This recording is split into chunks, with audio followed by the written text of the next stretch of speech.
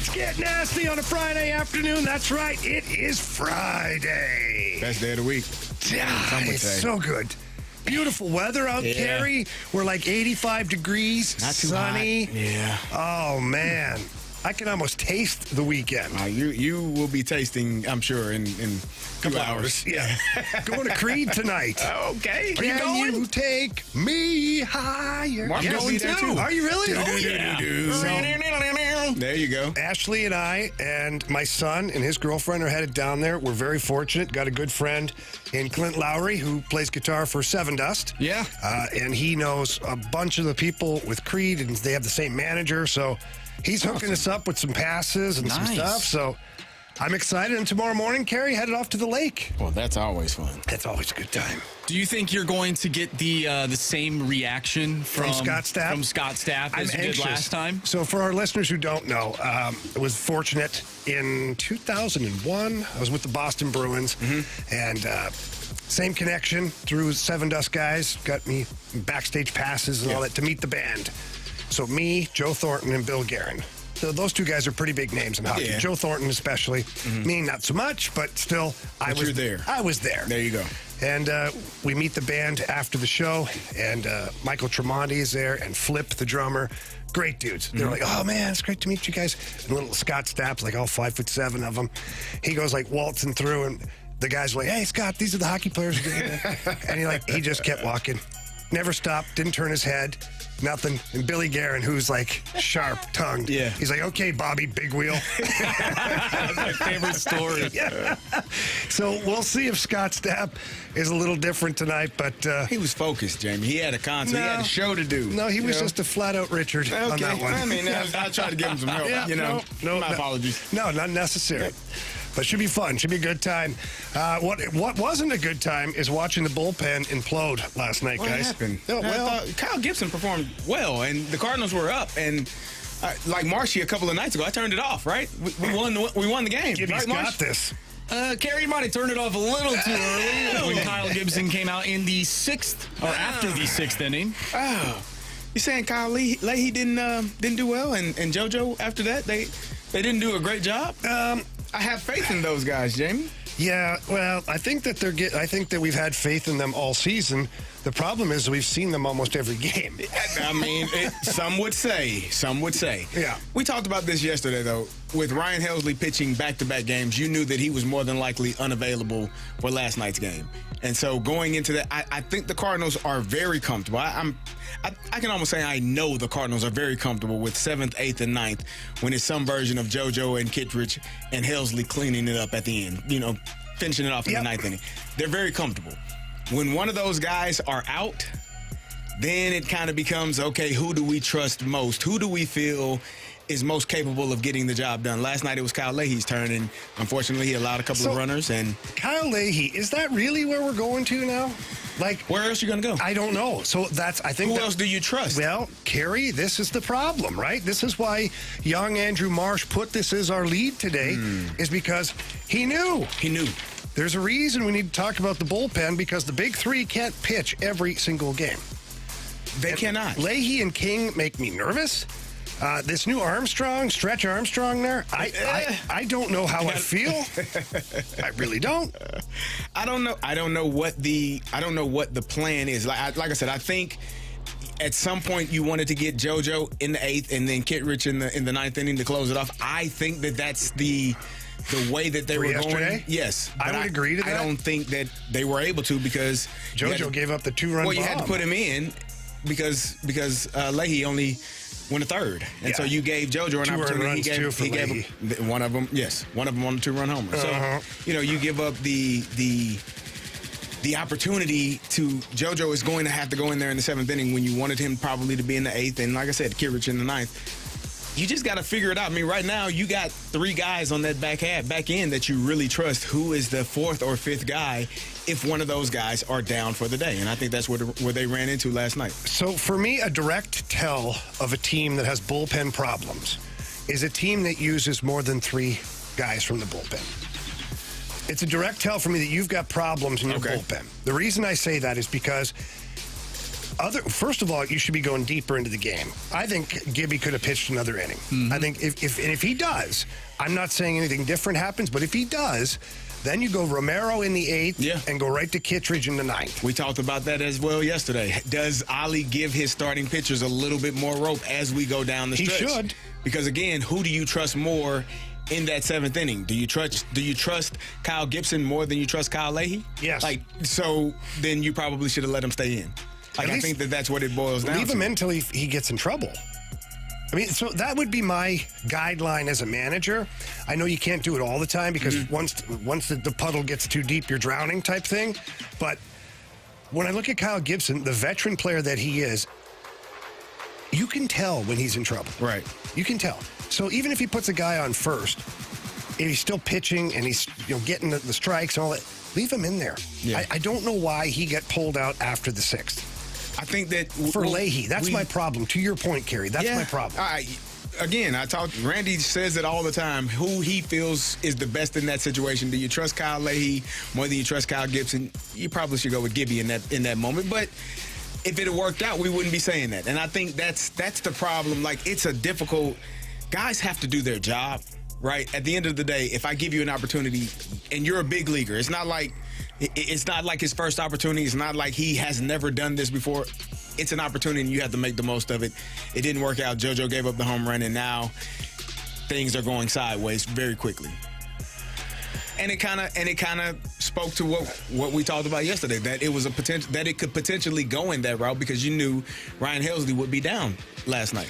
I believe Kittredge was down too. He pitched the past 2 days. He said, not counting yesterday. I listened to Oli, and he didn't quite say that he was down. He said Helsley for sure, and he said Kittredge, if we would have gotten to it, we would have saw. So I think he probably would have let Kittredge go into that and save the game had they gotten to that point. Because it's an interesting problem. Who else do you trust in that moment? Well, nobody. No, for sure. So that's the problem. I don't trust anybody. So you got Matthew Liberatore, who's kind of your 6th or 7th inning guy. And usually you only have Liberatore if you're in trouble. I know that's not every game, but I feel, I'd have to go back and check the games, but for the most part, and you guys can tell me if I'm wrong, I feel like Liberatore comes into games where the games are like almost out of touch. Like, all right, bring in Liberatore. We're down by 3. Like, that's hold us here. Eat innings because he can go 3 or 4 innings if you need him to. So, but that's my point is you got Liberatore in the bullpen. You've got Leahy, Romero, Armstrong, King, Helsley, Kittredge, Fernandez. Who else? Who are you missing? I don't know if I'm missing anybody. You sound like you got all of them. You might be missing one. I might be missing one. I'm not sure. Did you say Armstrong? I did. Yeah. The new guy? The new guy. Yeah. You say King? I did. Yeah. That's it. So that's all we got. Out of all of those names, there's really only 3 that we trust. And it's the 3 that the Cardinals have been rolling out there anytime they're in a win situation. It's Romero, Kittredge, Helsley. Which tells me, why the hell didn't you go get more at the deadline? Or they got a reliever. Well, they did, but I'm not. Did they? They did. Because Stretch Armstrong here, I just don't know. What did they trade for him? They traded Dylan Carlson. Oh, who had a 2-run, was it single last night? Yeah, RBI. MVP. That guy's been hitting. He's been hitting the ball since he's been over there. Not hard. We'll see. I'm running a double. I know Anthony's not here, but I'm sure he would mention that the offense probably also needs to do their job and provide a few extra runs. I mean, you got 4 runs. It was nice to have 5 or 6, but 4 runs, I mean, come on. No, I agree. Like, you should be able to win that game, but perhaps if they have a better cushion, maybe Kyle Gibson goes out there for another inning. I'm not too sure. I'm just trying to put myself in Oli's shoes and trying to see maybe what his line of thinking was. But at the end of the day, those guys didn't get the job done. No. And I'm having a hard time starting to trust them right now, especially this late in the season. That's my issue, is your bullpen is taxed right now. Your top 3 guys, the only time you have a chance to win is when those guys can pitch. And when you use them up 2 out of the 3 games the way they have, like, then you're screwed. Yeah. You're praying that you have a big enough lead in the 3rd game if you're trying to sweep that series. Yes, you are. I think going back to Kyle Gibson, the inning that he had, the 6th inning, got 3 batters, faced 3 batters, got them all out, got a double play to get out of that inning. And I agree with you, Jamie. Maybe there is a question as to, well, why not give him another chance to go out there in the seventh, especially Gibby knowing said I'm tired. I don't know. Exactly. Especially knowing that Ryan Helsley was going to be down for the night, which means your bullpen has your final three guys are you're down one. So having him go one more inning might have been, the decision Honestly, to make. If I'm Oli, I might go talk to Gibby and say, hey, man, you're dealing pretty good tonight. Yeah. You feeling like you got a CG in you? No, seriously, see what his reaction is. And if Gibby goes, Jamie, nobody throws complete games anymore. But I would put it, unless it's a no-hitter. You're not hearing me. I'd put it in the universe because then I'm going to get an honest facial reaction from that player. Which would be like, oh. If he's like, hell yeah, I know I've got at least an inning, maybe two left in this guy. If he gives me if you need me to, then I know he's like, okay. Yeah. At least another batter or two.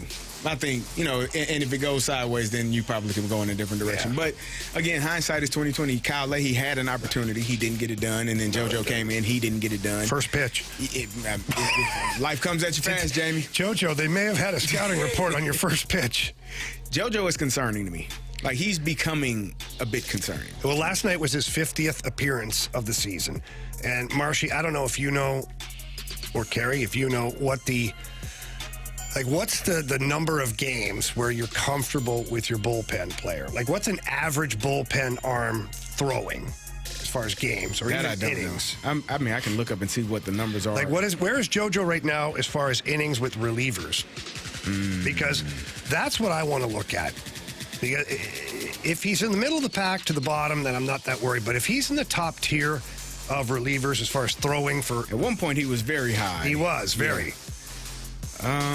Right now, he is not in the top 25. Did I see that? Okay. Yeah. Well, then maybe we're making something out of nothing.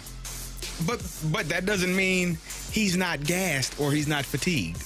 Like, we talked about him last year being a guy that, got his first save, first win. Like, it was a lot of firsts last year on a team that wasn't really good. So he kind of good. They you don't have to say it wasn't really. Right. They were just I was trying to be respectful. I know they were really bad last year. Yeah. So he got his first real taste of success at the major league level, and we were hoping that it would carry over into this season, which it had in the beginning of the season. Beginning, middle, but I think here down the stretch, we've seen a little bit of fatigue. We've seen him getting beat up a little bit, and that, to me, can be a cause for concern, especially if you don't have anybody else.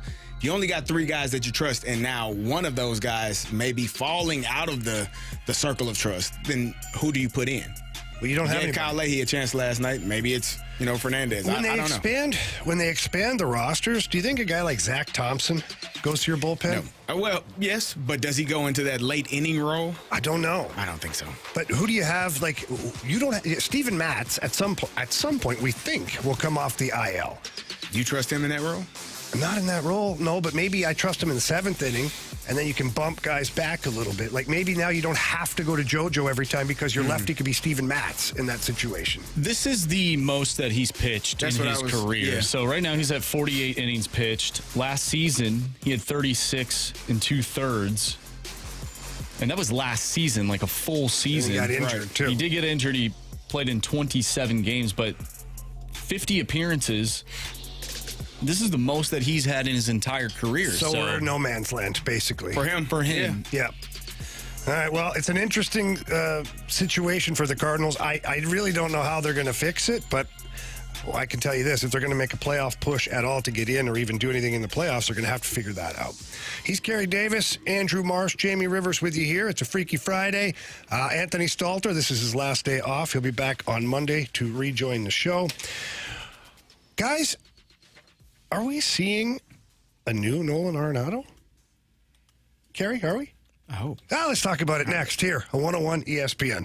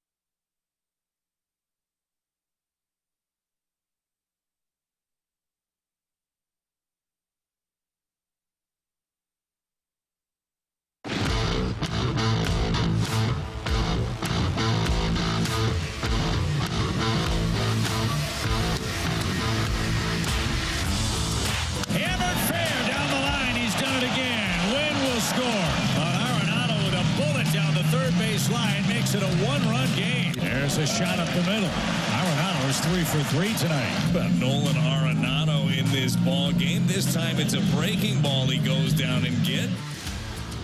It's a fast lane here on 101 ESPN. That was the Bally Sports Midwest audio there. And they were talking about Nolan Arenado. Why were they talking about him? Because he went 3 for 3 last night. And he even got himself an RBI. That means he hit the ball and other guys got home. That's pretty cool. Yeah. Yeah, it's awesome. So Nolan Arenado has been hitting better recently. Guys, are we seeing him figure things out?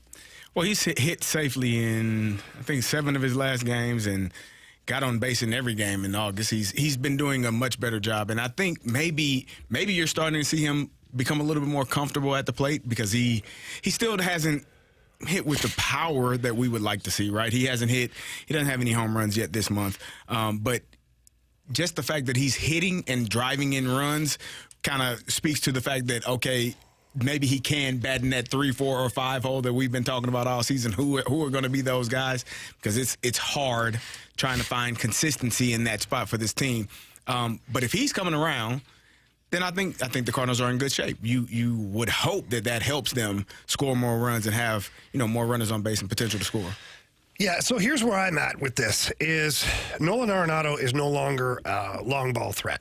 Okay? Like, let's just all wrap our brains around the fact that he's not a home run guy anymore. If that ever changes for any reason, I'm willing to let him back into the club. But as of right now, he's not. Kicking him out? What? You kicked him out the club?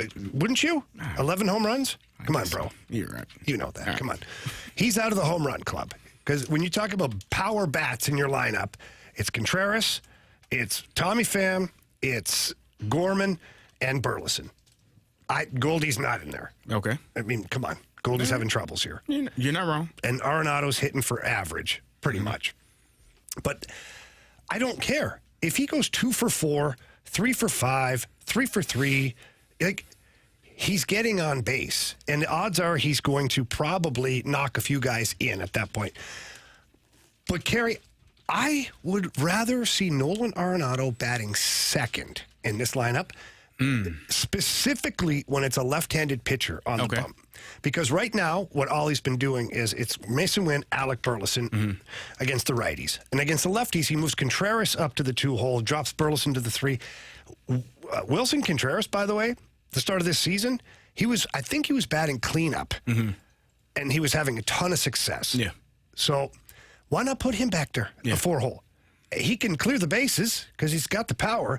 And a guy like Nolan Arenado now, who got on base 3 times yesterday, if he gets on base 3 times in a game ahead of Alec Burleson, Contreras, and whoever else you want to line up there, Tommy Pham in the 6 or the 5 hole, odds are he's going to get advanced. He's going to get hit home. I feel like we talked about this about a month or 2 months ago about putting him. We weren't totally bought in because he wasn't hitting the ball enough still. Right. But now he's hitting the ball a lot. Him or Goldie in probably 2 and 6 are the best spots for them. So at this point, it would be him at 2, Nolan Arenado, and Goldie at 6. Because Goldie, I don't think he gets around the bases as good as Arenado. Correct. And figuring out how 3, 4, and 5 play out every single day. His home run numbers have dropped drastically, like year after year. He's a guy that has had 40 home run seasons. Like, he's a guy that can hit the ball out of the park. What did he have last year? Last year he had 26. The year before, 26. Carey, still think of that. 26 home runs. How many RBI? 93. So this is and I know the year before, I think he had 100 RBI. He had, here it is, from 21, from his years as a Cardinal. 21, he had 34 home runs, 105 RBIs. 22, 30 home runs, 103 RBIs. 23, 26 home runs, 93 RBIs. And now here we are in 24, 11 home runs and 51 RBIs. Like, it is slowly dropped, year after year, which is, I think that should be a cause for concern. I don't know if this is the version of Nolan Arenado you're going to get going forward, but it is a bit concerning. And if that's the case, he is no longer that 3, 4, or 5 hitter. He is a 2 hitter, number 2 hole. Put him in the 2 spot and let him get on base. Yeah. Let him walk. Let him figure out a way to get around the bases. I think that might be the best spot for him. Mason Wynn's your leadoff guy. Let's say he gets on base. Nolan Arenado gets a single. Odds are that Mason Wynn's at second or third after that at bat. And now you've got first and third, or even even if wins on second, you have a runner in scoring position Right. for Burley and then Contreras. Come Yeah. on. Like, I feel like it fuels your offense a little better. We get a text message here to the Air Comfort Service text line. By the way, jump in anytime during the show. We'd love to hear from you. That number's 314-399-9646. It's from 314. It says, come on, now Goldie is definitely a better base runner than Arenado. Okay, I didn't say Arenado was a better base runner. I said he gets around the bases quicker. Goldie, his speed is way down. Now, is he a smart base runner? Absolutely. But his speed is way down. He's heavy-footed now. You watch that guy run, and it ain't what he was a year or two ago. That's for sure. I don't know if Arenado's quicker, though, by much, though. Like, he's not. Well, You don't think so? No. okay. I think they're both, like, So let's expand the conversation. kind of slow. A hit. He's on second base. Either one of them. Who do you think is going to get around faster or quicker? I think Arenado is I do faster. too. I think he is. Watching Goldie looks like he's a big dude. Like watching him He's pick like him up and put him down. Hammer feet. You don't want to get in the way. Give him At the all. football. Get out of He's his a way. linebacker, tight end. But I think Nolan Arenado is a little bit more fleet-footed just watching him run the bases. And to my point with the whole exercise is Arenado's hitting the ball way more than Goldie is right now. So if you put Goldie in the two-hole and he's just an automatic out, that's no good either. You're looking for someone who hits for average that can be in that spot so you can start advancing runners and get guys in scoring position early in the game. So anyways, I'm somewhat positive on Nolan Arenado right now, and his defense he had a couple of really good defensive plays last night in that game.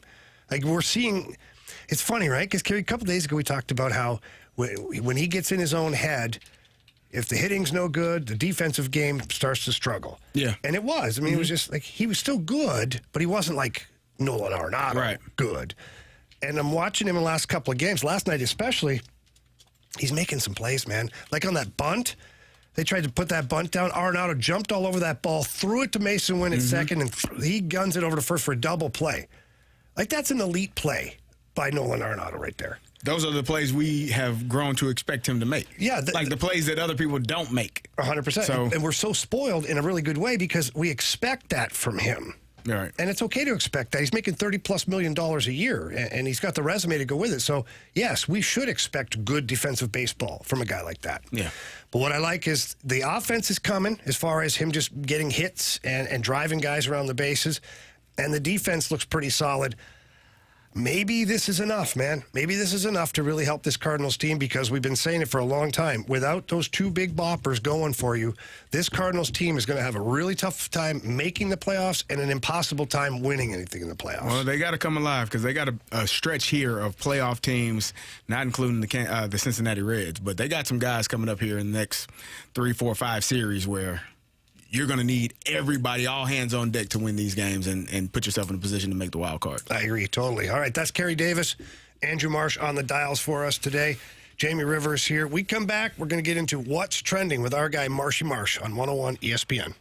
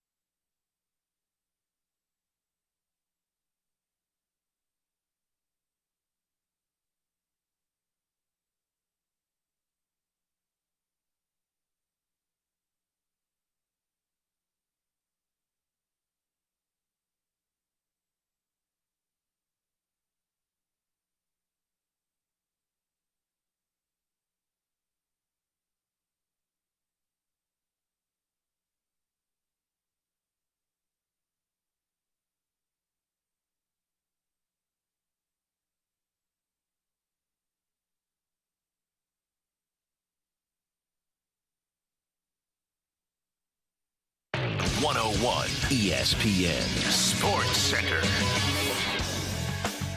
I'm Andrew Marsh. It's time for a Sports Center update driven by Johnny Londoff Chevrolet and Johnny Londoff Autoplex. The Cardinals, unfortunately, did not get the sweep last night against the Tampa Bay Rays. The Rays won 6-4. The Cardinals are in action tonight, taking on the Kansas City Royals. Miles Michaelis on the mound, going up against Michael Lorenzen. First pitch is at 7:10. If you missed anything from today's show, make sure you go to 101ESPN.com or check out the free 101 mobile app. Just head to the podcast page. You'll find all of our interviews and full shows there. And it's all brought to you by Dobbs Tire and Auto Centers. We have What's Trending coming up next. I'm Andrew Marsh, and this Sports Center update is driven by Johnny Londoff Chevrolet and Johnny Londoff Autoplex. See them at londoff.com. Chevy, together we drive. Are you kidding me?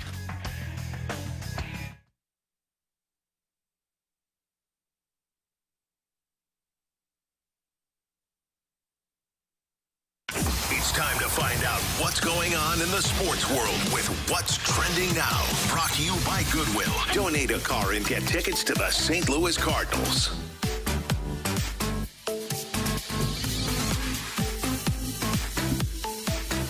Welcome back to the Fast Lane here on 101 ESPN with Jamie Rivers and Carey Davis. I'm Andrew Marsh, and it's time for What's Trending. Gentlemen, yesterday before the show, we were watching the Olympics, and we were watching the 200-meter dash, and we saw Noah Lyles take bronze in the 200-meter dash. It came out later that he had COVID. Did he have it before or after the race? Well, Jamie, he had it before the race. Are we sure? Yes. You think you just hit him as soon as they crossed the finish line? Oh, I think something hit him as soon as he saw the bronze up there. We're getting an Olympic medal is still a big deal. When you run your mouth like he does, you better get that gold. You should. Or you have an injury when you don't get it. Oh, no. Really? Is that how that works? Tell me you didn't think the same thing, Carey Davis. I thought it was a bit extreme, him falling out and needing a wheelchair to wheel him away. It wasn't even a wheelchair. It was a chair with wheels on it. It reminded me of Paul Pierce. Yeah, I thought it was a little strange. You just ran, a 200-meter race, which you finished third fastest man in the world. Yep. That's what they say. And all of a sudden, you almost collapsed on the track. But you didn't collapse when you came out jumping and hooping and hollering, which was, and Jamie said it, maybe you should save some of that energy. I was like, nah, he does this all the time. You're like, nah, he needs to save it. You were right. Should have saved it. That extra oomph might have got him across the line a little bit faster. I don't know. I don't know. When I heard he had COVID, I'm like, oh, we don't put ourselves in a room and stay away from everyone anymore? Carey, I don't know if you know this, but it was determined that that's very bad for you. Really? Yeah. Why? We don't self-isolate anymore? No, it was determined that What did that this it causes determination make major happen? anxiety, and people did not do good with their mental health being isolated. So we should be around other people and get them sick so we can have a party. No. We could be around them. Let's keep your distance a little bit. Well, Just he's don't make out hugging the with guy them. that beat him right here. That's not distancing. No, but Carey, it's the new COVID.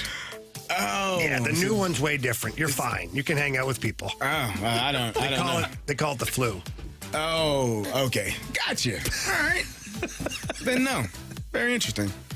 A chair with wheels on it is something that the Romans built. It looked like it may have been. The Romans are a 7-year-old. Oh, man. But Noah Lyles, hey, look, congratulations to him. He had a heck of an Olympics, won the gold medal in the 100-meter, bronze in the 200, and then obviously wasn't healthy enough to help Team USA in the 4x100. That was terrible. They fumbled the baton I don't know how many times in that race, but... Marshy, can you give me an update, though? Who ended up winning the 4x100? Okay. You even told us you're not a Canadian anymore. You're an American. Canada, our home and native land. That's right, 4x100 gold, baby. Guys, Shohei Ohtani. This is according to Alden Gonzalez, who is an ESPN baseball reporter. He had an article saying Shohei Ohtani is close to getting off the mound again. Before October, the Dodgers hope he can face hitters on his pursuit of the impossible and the attention to detail that makes those around him believe he can pull it off again. If Shohei Ohtani comes back, Is he trying to pitch already? if he goes back and pitches this year, Oh, yeah, it's over. Oh, pitch, is it please. over? It's over. It's over. I don't think it'll happen. Yeah, I heard you. What? It's over. He's the best pitcher and player in baseball. Yes. And if he's doing that this year, oh, my goodness. Yeah, I mean, maybe you'll have another team just find a way to make it to the World Series. It's always the Arizona Diamondbacks. We hear that every day. Oh, the Diamondbacks did it. It doesn't happen like that every year. That's why it's such a surprising thing when it does happen. People are out of their seats and, oh, look at this. Because generally speaking, the terrible teams don't make a run. No.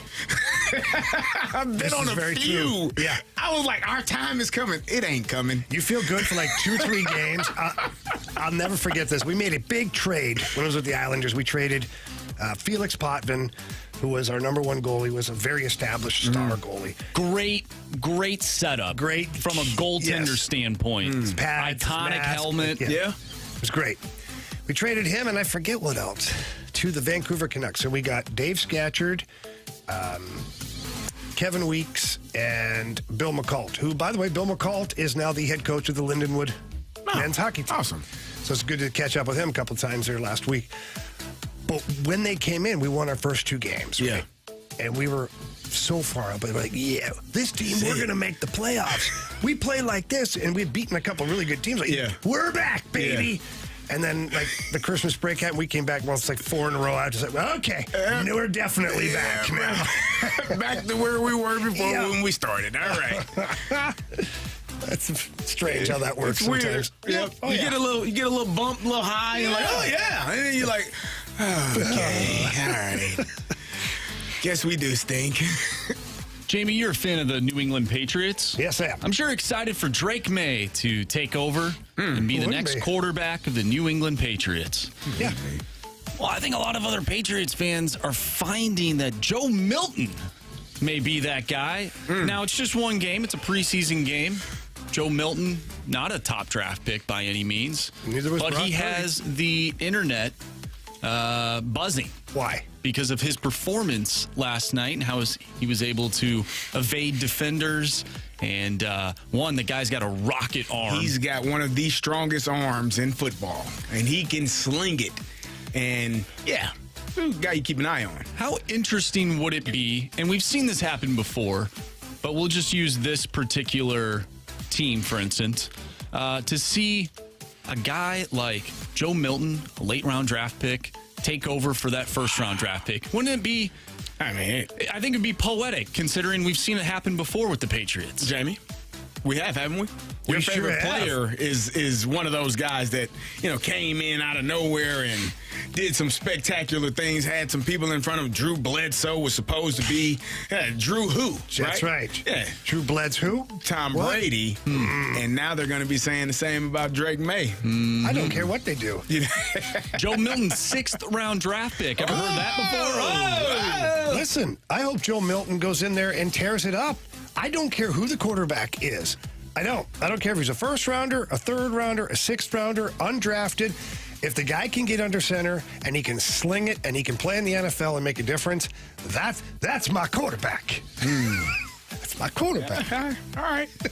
I don't think they're going to win many games, but he can still be Gary, a quarterback. they're certainly not going to win games with an attitude like that, okay? I don't want them to win many. I know you don't. Yeah. By the way, I'm hoping they get a first round or first I hope they overall win pick. more games than they won last year. That's all I hope. Well, 4 is a bar. Carey, at the start of the Cardinals season, we said they're probably going to be better because they can't get much worse, Okay. right? All right. You're right. Sometimes You're right. you just got to focus on the positives. I agree. let's stick with the Patriots. No, it's not. Juju Smith-Schuster has been cut. He has, had a lackluster career as of late. Yes. I feel like this guy should be studied. Well, here's the thing. His career. Well, here's the thing. Juju's best years were when he was with one of the best players in football in Antonio Brown. And he was a young player. He was outstanding in Pittsburgh, but he was a number 2. He was a guy that didn't need he wasn't the number one receiver. And then he goes to Kansas City, goes to New England, But when he was with Antonio Brown, they were outstanding together. That's because he wasn't the focus. There you go. I'm trying to put it in a nice He's way, not Jamie. Batman. He's Robin. And Robin is funny. Robin gets paid. Robin did a lot of good things. He did a lot of great things. But Juju was, and I think the thing that bothered me is Antonio Brown told him, like, yeah, you're not. Oh, that's right.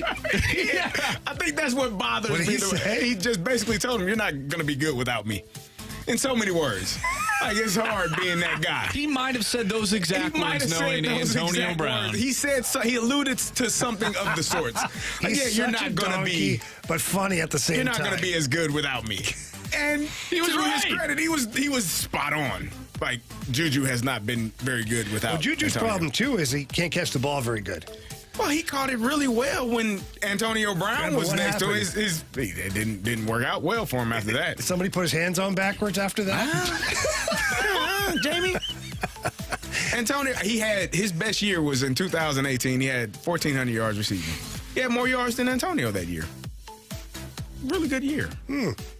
Just And now he's a free agent. So hadn't been the same. Good spots still available.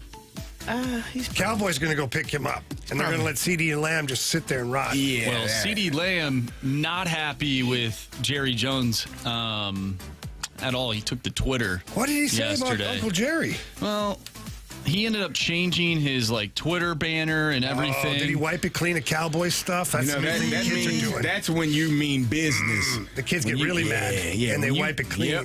You just disassociate yourself with all things, whatever team you're playing for. Remember, Clay did that, and I'm like, oh, he's not going back to the Warriors. Klay Thompson. Like, these guys, that's the new age. When you delete it all. Or in their bio, it doesn't say, It just says doesn't say receiver, Pittsburgh NFL. Steelers. Yeah.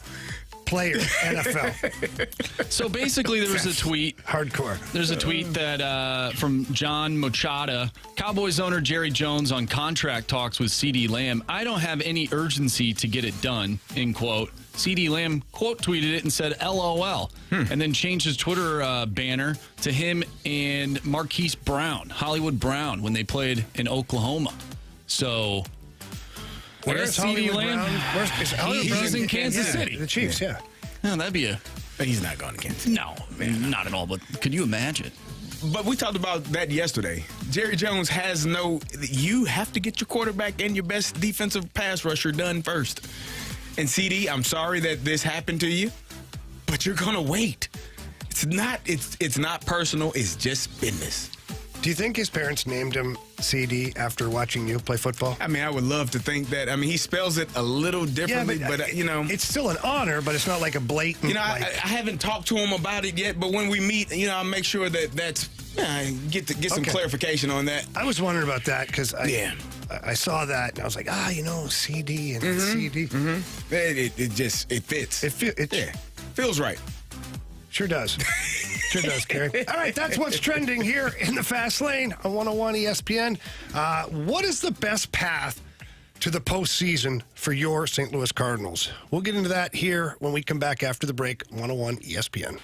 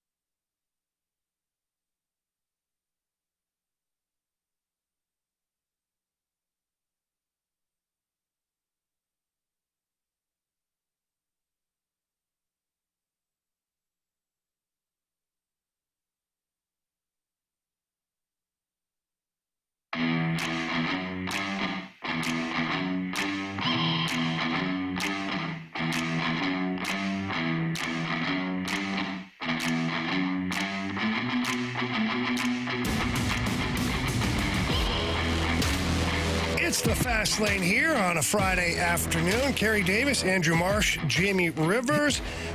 Gentlemen, what do we think is the best path to the postseason for the St. Louis Cardinals? Can I read a text real quick? Oh, I'd love for you to do that. 2-word text. They're done. Oh, that can I guess? Yeah, sure. 6, 1, hate. Yep, there you go. They're done. He may not be wrong. He might not be. Who's he talking about, though? Talking about the Cardinals. No. Yeah. Come on. Yeah. Yeah, now he's going to be, I'm glad it's funny. You think losing is funny? I don't. I'm sorry. I hate losing. You're laughing. I really do hate losing. Like, really do. I thought I was listening to Danny Mac on the opening drive a couple of days ago, and he was saying that he thought the best path felt like it was in the division, chasing down the Milwaukee Brewers. 7 games back, Danny? This was. I think there were 5 games at the time, right. and the Brewers were, they felt like, they had lost 3 or 4 or 4 of their last 5, and I think he seemed like they were on the path of possibly taking a step back. The Brewers went and beat the heck out of the Braves in Atlanta, 3 games sweep, and it didn't feel like it was that close. Like, they beat the hell out of them, and now the Cardinals are 7 games back, as you said.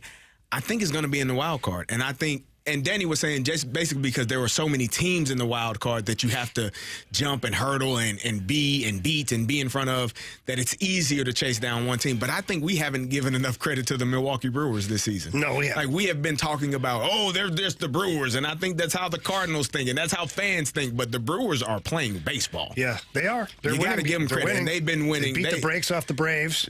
Yes. So much so that the Atlanta Braves, for the first time all year, find themselves a half game out. Outside looking in. Padres 2.5 games up on the pack. The Diamondbacks 1.5 games, and then the New York Mets, who were supposed to be terrible this year because they said, "Well, we don't even care."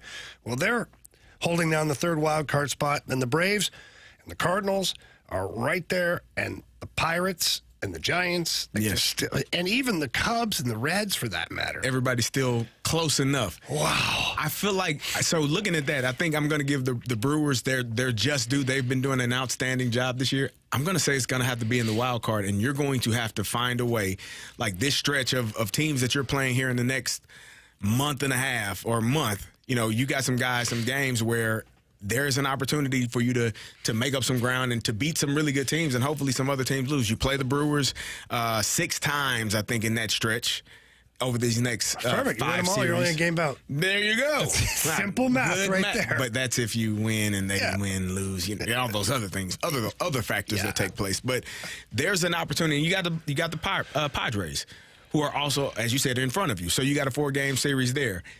You got to win. At the end of the day, you got to win 3 out of 4. You have to win series, especially against any of those teams that are in that wild card spot. No more losing series, no more tying series. No, definitely cannot get swept in a series. You have to be winning every series pretty much from here on out. You tie one here and there, that might be okay, but you cannot lose series from this point on, I believe. No, I agree, and I think that's the key right there. I think that's the path for the Cardinals ultimately is. It's going to sound stupid, but winning more series than not. And the reason you got to win the series is you got to gain ground on these teams or create separation to whoever's behind you. You want to try and bury the Giants, the Pirates, the Cubs right now, leave them in your wake while reeling in the Mets, Diamondbacks, and the Padres. Yeah.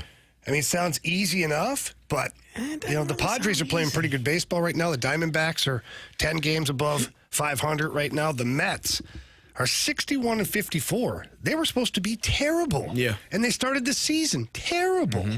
Nobody was even going to the games. No.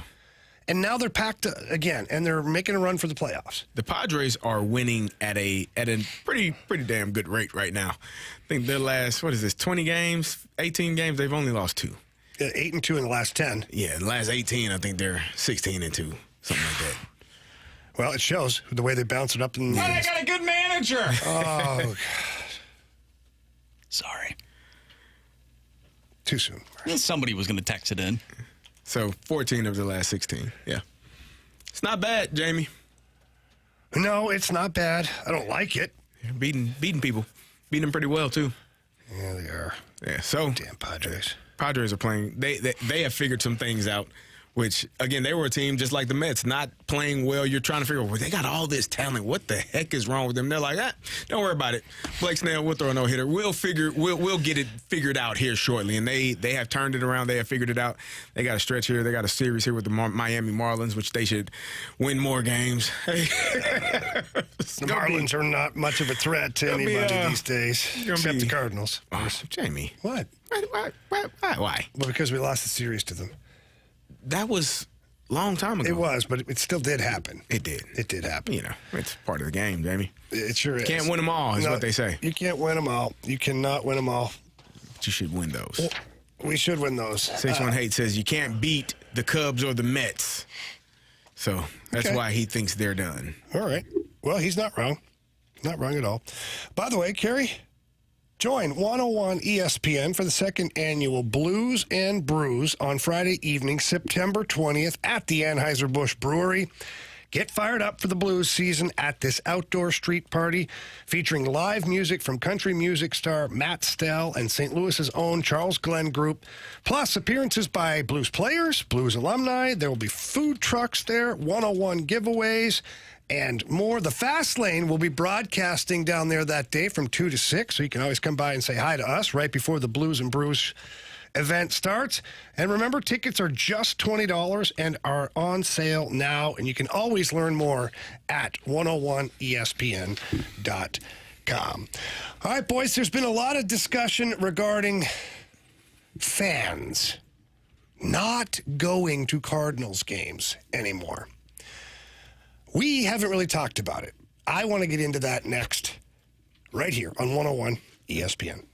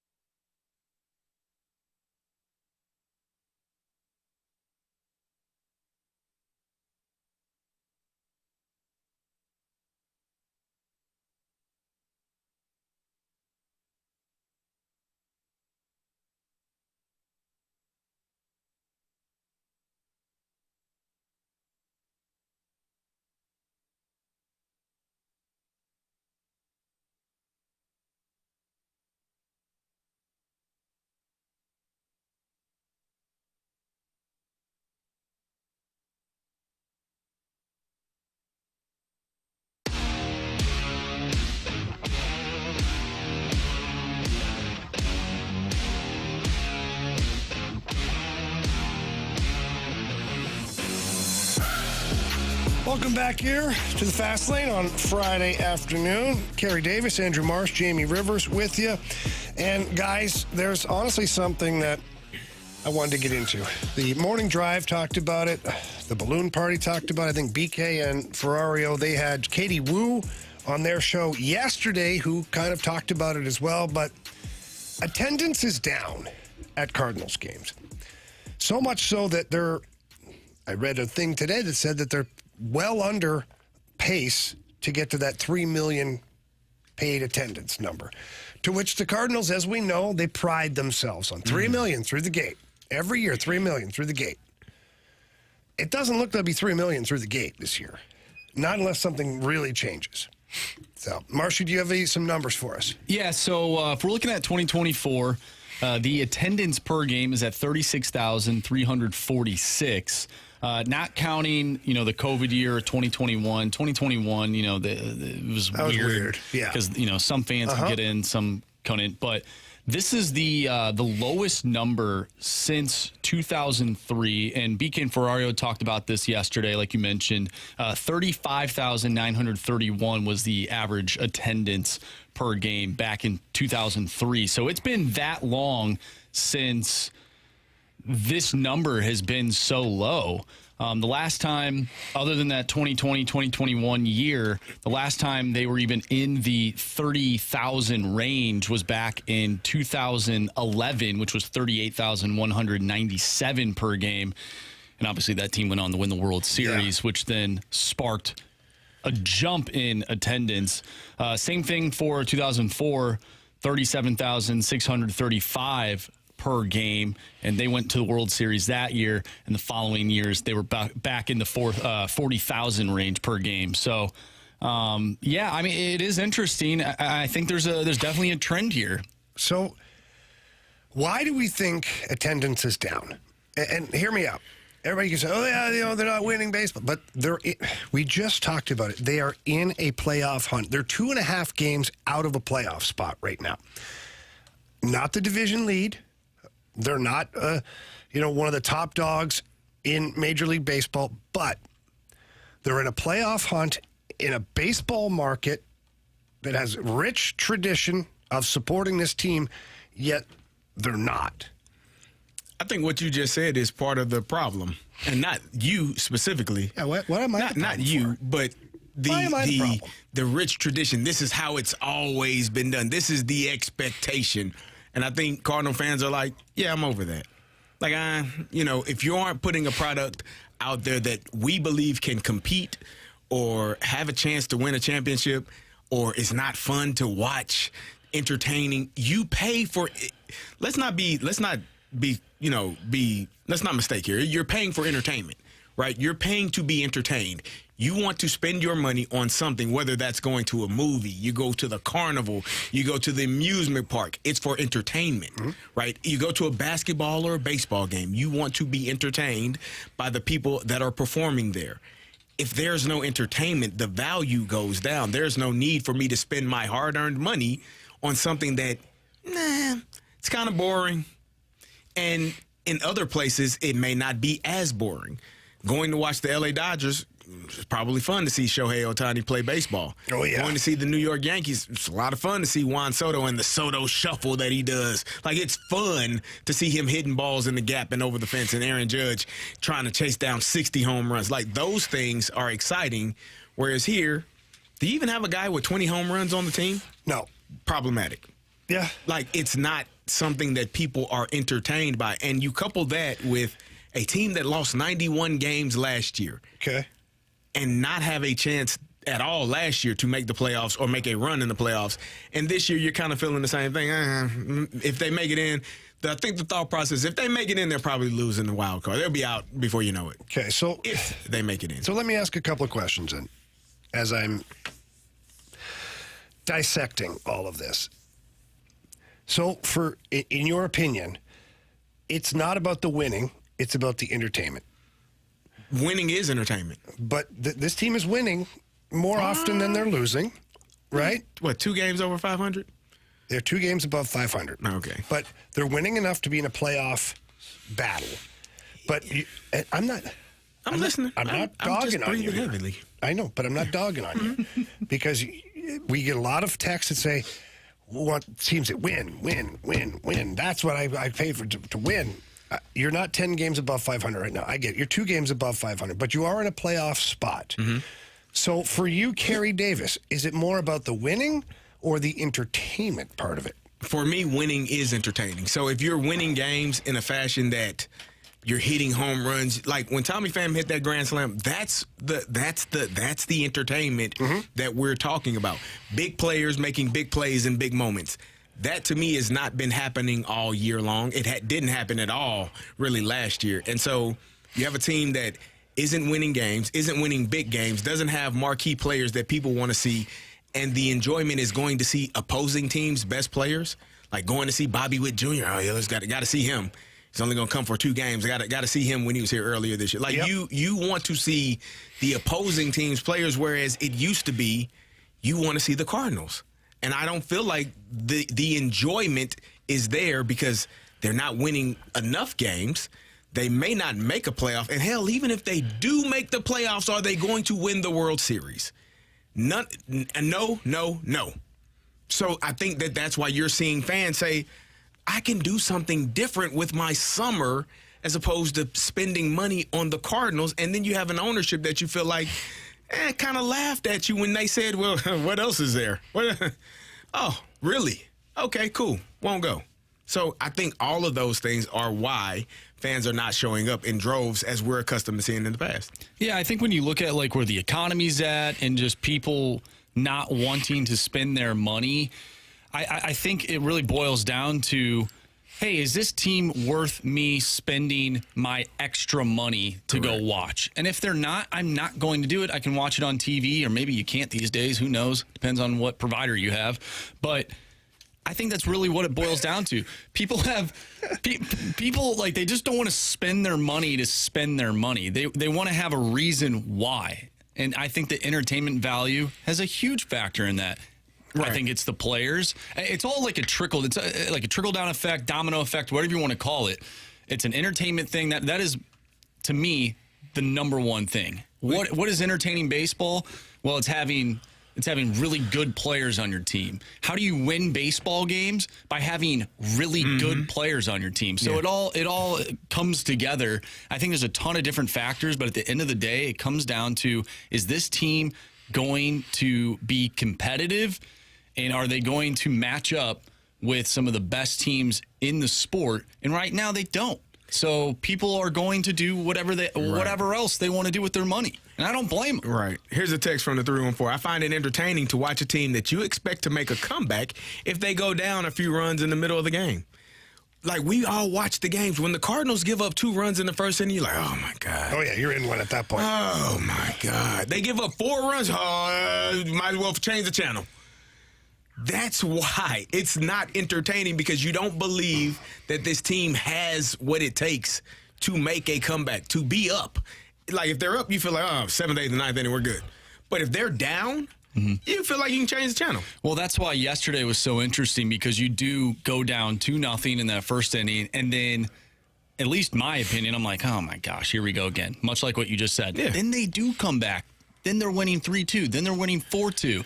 And at that point, you're like, okay, great. Like, I feel really good about this team right now, at least in this specific night. And then they blow, Get and the then they hell blow slapped it. out of you. Slap.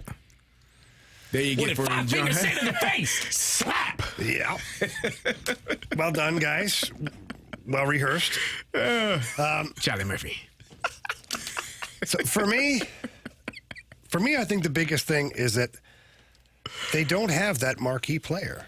And we talked about it a little bit yesterday. Like the Arenado and the Goldschmidt, that's what you showed up for a couple of years. And, yeah, they show up in October, or are they big? No, but those guys, you're 30-plus home runs, 100 RBI, unbelievable defense. You knew that at some point in the baseball game when you're sitting at Busch Stadium, that Paul Goldschmidt and or Nolan Arenado are going to do something that you don't see very often. Right.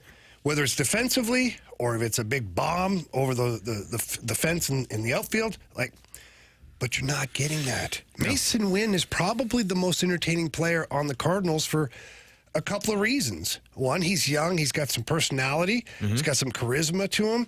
He's also unbelievable defensively. He makes plays and then gets the ball across the diamond at 100 miles an hour. That's exciting. Fun to watch. It's fun to watch. But Mason Wynn is not your marquee name. Like, as much as we like him as a player, people who are in Oregon, when they turn on baseball game of the week on Sunday night and the Cardinals are on there, they're not like, man, I can't wait to turn it on and watch this Mason Wynn kid. They're probably looking at the team the Cardinals are playing and finding the stars. Probably. So I think that has turned into an unfortunate situation for the Cardinals because they're paying the money for Arenado and Goldie to be the marquee guys, but they are now, at this point in their career, at least right now, they're not those guys. So it kind of stinks. But here's what I want to do here today, because we have no less than 40, 50 texts regarding this exact topic. We're going to open up the mic drop feature. It's been pretty easy. Go to the 101 mobile app, and you just click on the microphone and leave us a message. And again, just why are you not going to the Cardinals games? If it's the players, the manager, the front office, the giveaways suck, whatever it is, the beers are too expensive. Because Carey, everybody has a different reason. Yeah. Why they don't go. I want to know why they're not going. Why are we not going to get to 3 million through the gate this year? Leave us that mic drop. We will revisit that at 4:45 when we get all of them together. I know these guys want to hear what you think about this Cardinal Nation, because it's concerning to me. The team not playing at a top level is concerning, and also not filling the stadium in Cardinal Nation, that's concerning to me as well. We're going to dive into some NFL here next. We're going to look for one thing to look for in each division this year in the National Football League. That's here on 101 ESPN.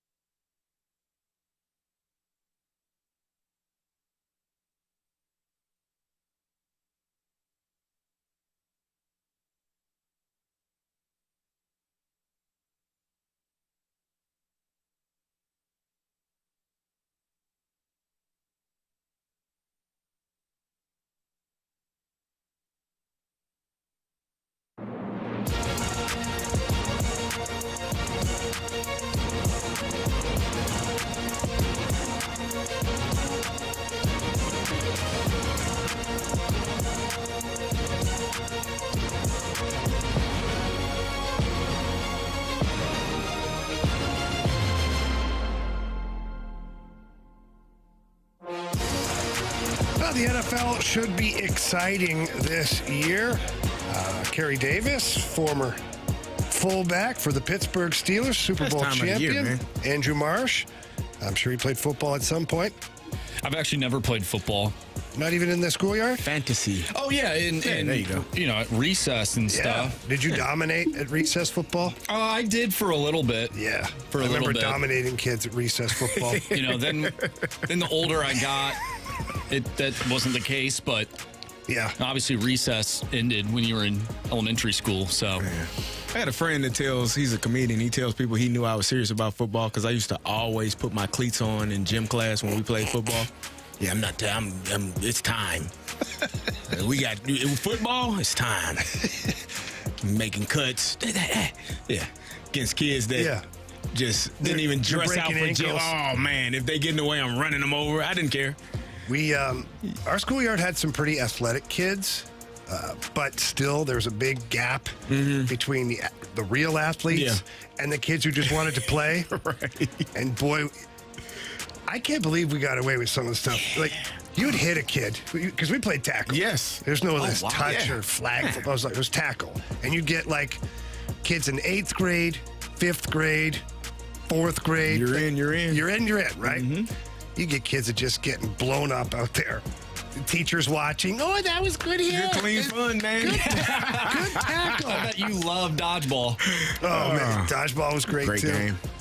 So, anyways, we're going to talk about the NFL right now. And, Marshy, what do we got here? All right, so we're looking for one thing to look for in each division in the NFL. We'll start off with the AFC West, just because the Kansas City Chiefs won the Super Bowl. Yeah. Something to look for. One thing to look for. I'm looking to see the Chargers in this division. The Chiefs, I think I believe the Chiefs are a legitimate threat to three-peat. I think they can. A lot of things will have to work for them, but they're still going to be a really good team. The Broncos, I don't know. I feel like they're kind of boring right now, and the Raiders are still trying to figure out what the hell they are. And the Chargers, for me, had such a down year last year. Justin Herbert, he's such a good young quarterback if he can stay healthy. And then with Harbaugh there, I'm intrigued. So for me, the storyline of that division is, what are the Chargers? That's just my own opinion. For me, it is the Chiefs. The Chiefs have had so many offseason issues. Rasheed Rice had a couple of incidents, had a couple of linemen, I believe, get arrested for some things. You had an idiot kicker, Harrison Butker, who said some things that rubbed people the wrong way. Yeah, you think it was, What? You have, to each its own, man, to each its own. But they've had so many. I don't like it when the kicker speaks out. How about that? You just don't like the kicker. Well, I love kickers. Jeff Reed was my guy. But, sometimes, the headline shouldn't be about the kicker unless you're making the game-winning field goal. Just my opinion. They don't even practice that much, Jamie. I don't know if you know that. They got it all figured out. We're running into each other. They're over there on the side field. They got it figured out. That's why you're mad at them. And playing golf. And that's why you don't like them. These guys maybe a little bit. Giggling. They're having a good time. Bringing home a pretty good paycheck. Really good paycheck. Yeah. Long snappers, kickers, great people. But probably shouldn't be in the headlines for our team that is trying to repeat. What's your problem with the long snapper? I love the long snappers. Love those guys, too. Hell, if I could I would have played 10 more years if I could long snap and just do that. That stuff's hard. hard. What are we talking about? Yeah, it is. I thought you were dogging on him. Nah. No. I love him. Our long snapper was, called Warren G. Greg Warren. Warren G. But yeah, no, I think the Chiefs are the team that I'm going to keep an eye on, because that storyline with anytime you have a bunch of off-field incidents and, your star tight end is traveling the world with his famous superstar completely girlfriend. Unfocused. I don't know. Do they repeat? Probably not. Probably get knocked out in the divisional round. Oh, wow. Oh, wow. What? Yeah. Oh, the Steelers? I mean, you said it, huh? Well, you mentioned the Steelers. Let's head to the AFC North. One thing to look for in that division. For me, it is the Steelers. What the hell is their quarterback situation? That's the one thing that intrigues me. Of course, I like Joe Burrow. I don't know what Deshaun Watson and the Browns are going to be. The Ravens, I expect them to be a really good team. To me, they're going to be a Super Bowl contender again this year. But what the hell are the Steelers? Yeah. What are they? For me, that's the story. Yeah, for me, it's the Ravens. Are they able to take that next step? You got a 2-time MVP in Lamar Jackson. He's done a great job regular season. They hosted an AFC Championship game last year against the Chiefs. Are they able to get over that hump? Are they able to run the football with Derrick Henry? I've not been excited to watch a combination like those two in a long time. I want to see Derrick Henry in the AFC North. It just brings back football to me and what that looks like, because that's going to be downhill. I'm hoping the Steelers are downhill with Arthur Smith as their OC. So I want to see that. I want to see the Ravens and that offense, with Derrick Henry and Lamar Jackson and Zay Flowers and a healthy Mark Andrews, how well they are able to play together collectively. AFC East. One thing to look for. Are we in agreement here? Nah, you go ahead. Because I think we might be. I don't think it's the Patriots for you, but I know it's not the Patriots for you. Who you got? It's not the Patriots. Nobody cares about the Patriots. You haven't even cared about the Patriots since Tom left. Marshy, I didn't say anything, did I? No. Well, your face, Jamie, I don't know if you know that this. stupid smirk on his face. His face says everything. I can look at Does you. it? Yes. Really? It's All either the time. Patriots or it's Aaron Rodgers. It's Aaron Rodgers. There we go. I got to see what this circus looks like. The New York Jets, Aaron Rodgers gets hurt his first set of downs last year for the Jets. It takes the entire season to get healed. He's back now. I mean, he's a year older. What does it look like? How's he getting around the field? What does the offense look like? I just don't know. I'm intrigued to see just how much of how good they can be, or how much of a disaster this is going to be. I'm with you. I feel the same way. The New York Jets, you didn't even get to experience Aaron Rodgers last year. 4 snaps, done, snapped Achilles, out of there. You saw more of him waving that dang on flag, bringing it out to the field than you did actually throwing footballs last season. So how well does he heal? How does he look? What is the conversation or the communication with him and Robert Saleh? How are they working together? And what does this team look like? I know defensively they got a lot of guys. They got studs. They got guys that can get after the quarterback. They got defensive guys that can lock down people. Offensively, what does this team look like with a healthy Aaron Rodgers at quarterback? We didn't get to see any of it last year, so I'm kind of excited to see what they look like with him there. All right, let's round out the AFC with the AFC South. So for me, the AFC South, it's C.J. Stroud. For me, what's the follow-up season look like? They've got some good pieces around him now. That team shocked and surprised a lot of people last year. So for me, it's how much are the Texans going to advance their game, and is C.J. Stroud going to have as good or even better season that he did last year? I agree with you. It's C.J. Stroud. It's the Texans. It's the addition of Stephon Diggs. It is the addition of Danielle Hunter. Are they Marshy pumping his fist because he's a former Minnesota Viking. I just wonder if, and the addition of Joe Mixon. I cannot forget about him, who I think kind of got overlooked because of the talent outside that they had in Cincinnati. So what this team looks like with C.J. Stroud in his second season, is he going to have kind of a sophomore slump? Is he able to get over that? Is he able to push through? And, I mean, they should, based on what they did last year, this team should win the AFC South, in my opinion, easily. Well, the division's not all that strong either, so. Because Anthony Richardson is coming back in Indianapolis, don't know what he is. Trevor Lawrence, nah, I don't know. And the Tennessee Titans, their quarterback they got issues. 7 quarterbacks. There you go. So this should be the Texans' division to win, and C.J. Stroud making that leap to be possibly in the conversation for Offensive Player MVP of the Year. All right, that's the AFC. We'll get into the NFC a little bit later. But right now, telling you guys that 101 ESPN has your chance to win a pair of lawn tickets to see Green Day with special guest Rancid next Thursday, August 15th at the Hollywood Casino Amphitheater. There is a limited amount of tickets that remain for the show. We have a trivia question for you to win these tickets. Earlier in the show, Andrew Marsh and myself sang a blurb of a song together. What song were we singing? 101st texter to the Air Comfort Service text line. That number, 314-399-9646.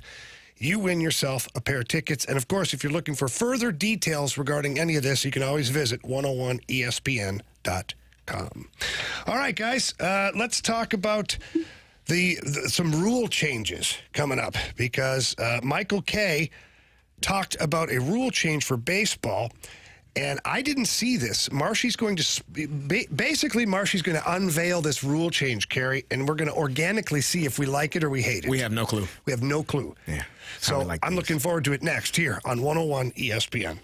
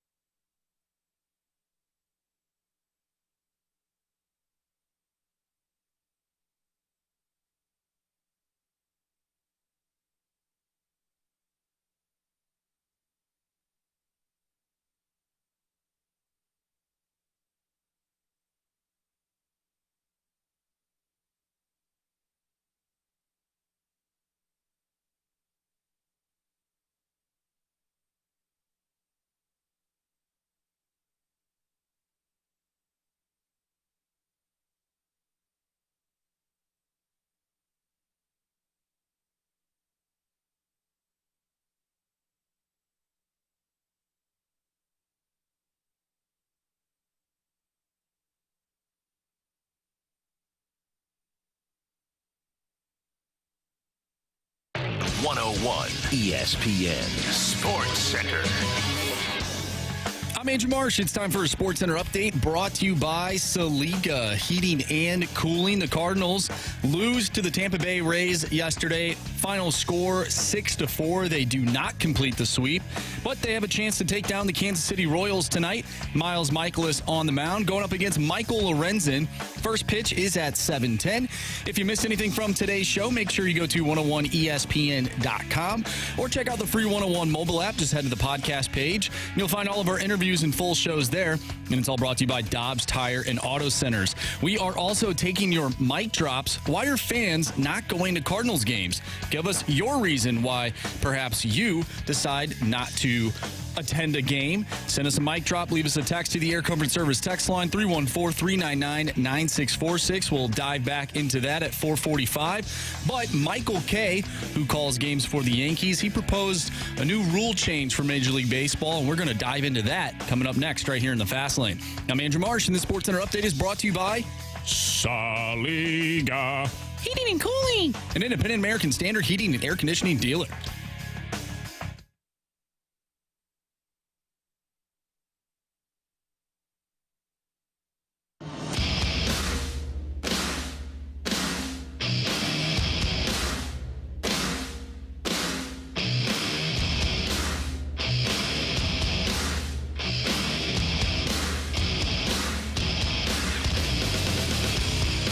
To the Fast Lane on 101 ESPN. My guy, DJ Marshy Marsh, was listening to, were you listening to a podcast? No, I saw this on the interwebs. I found it to be interesting because we're always talking about the growth of baseball, and this particular audio clip made me think, could this rule change that Michael Kay essentially threw out there, could that grow the game a little bit better? Well, Carey and I, full disclosure, have no idea what Michael Kay said. None. So, Marshy, if you have the audio, play it, or if not, if you could inform us of what the changes might be. So we do have the audio. This is courtesy of 98.7 ESPN, and this is Michael Kay and what he had to say. Ninth inning of a close game. It could be the bottom of the order.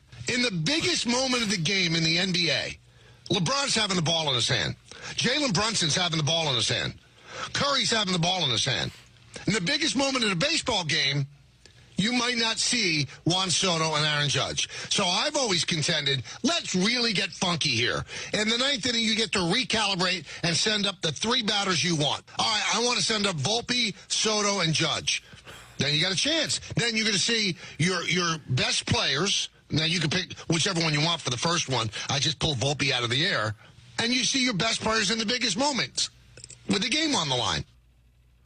Thoughts? Wow. Okay, that's getting... By the way, I find it interesting. I absolutely hate it. I hate it for our team. Who are we sending up there? Mason Wynn, Alec Burleson, and Tommy Pham? I feel bad saying this. I hate it because I love, I hate, but I love the idea. Like, I hate the thought of it, but the idea that you could kind of rearrange your order and bottom of the ninth, you're down 1 or 2, and you put your best players up. I mean, that's kind of must-see TV at that point, right?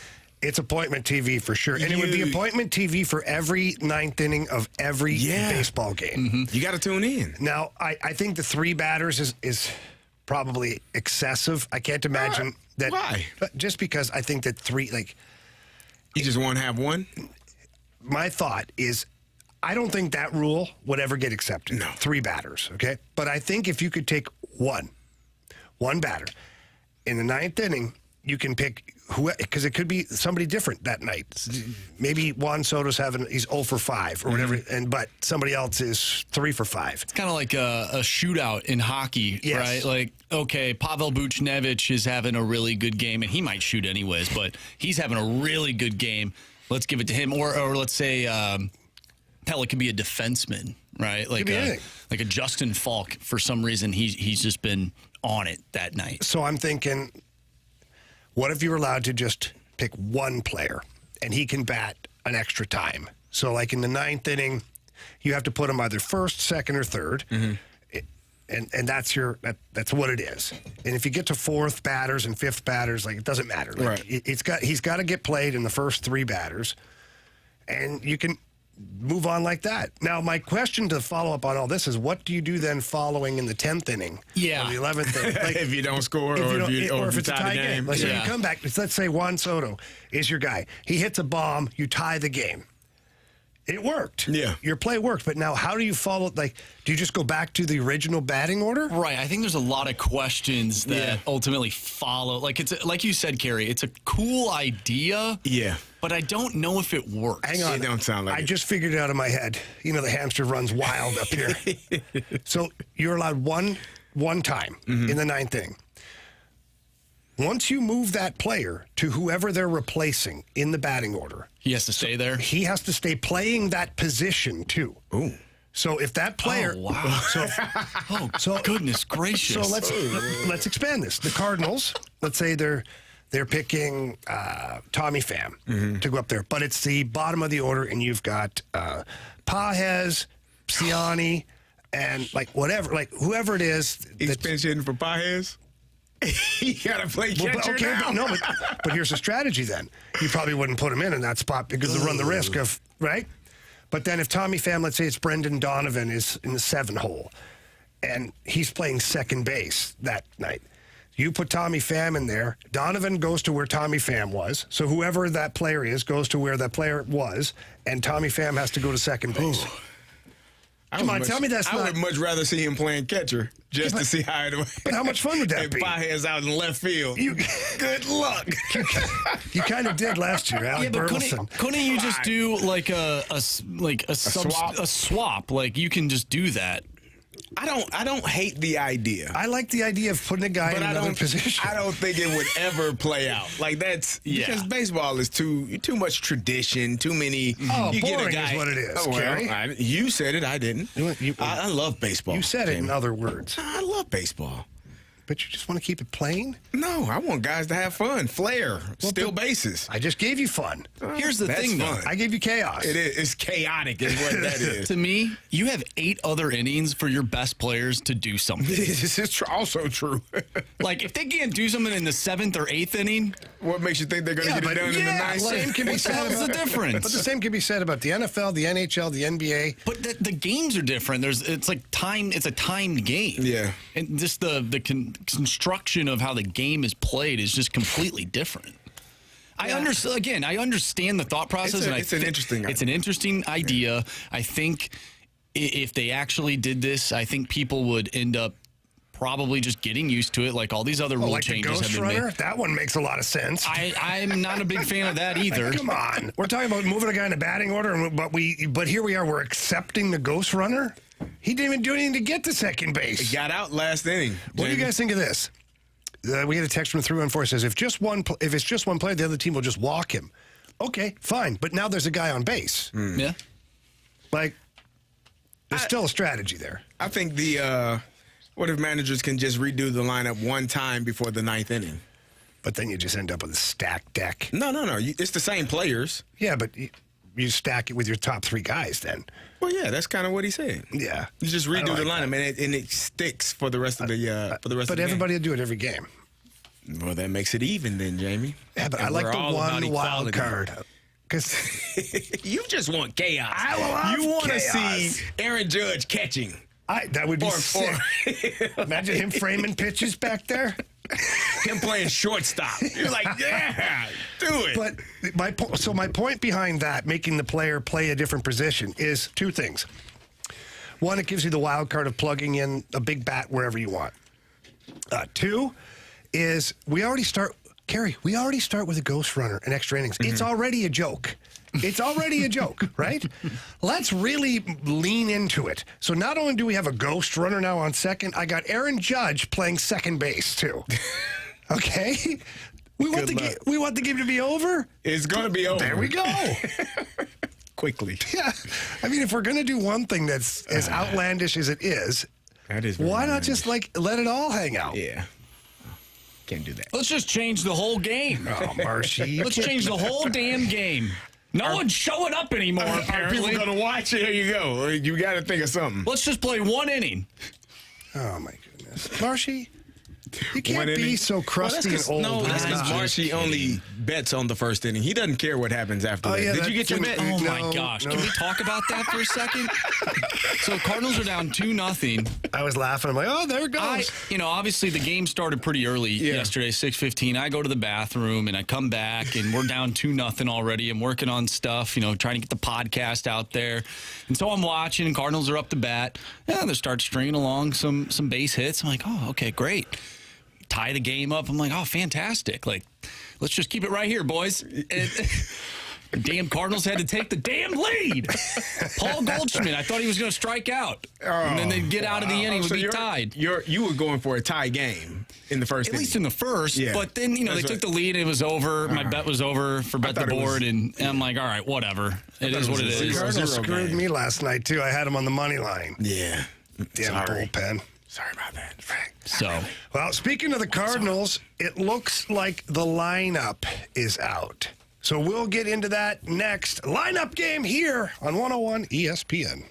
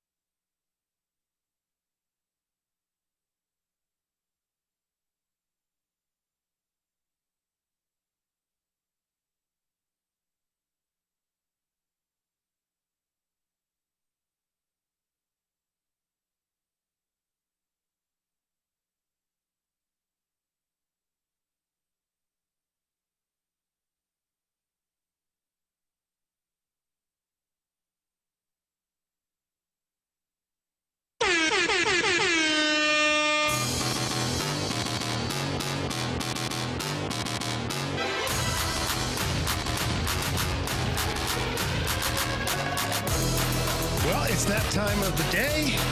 Oli Marmol has released the Cardinals lineup. Carey Davis and I will do our best to figure out what Ollie's thinking today.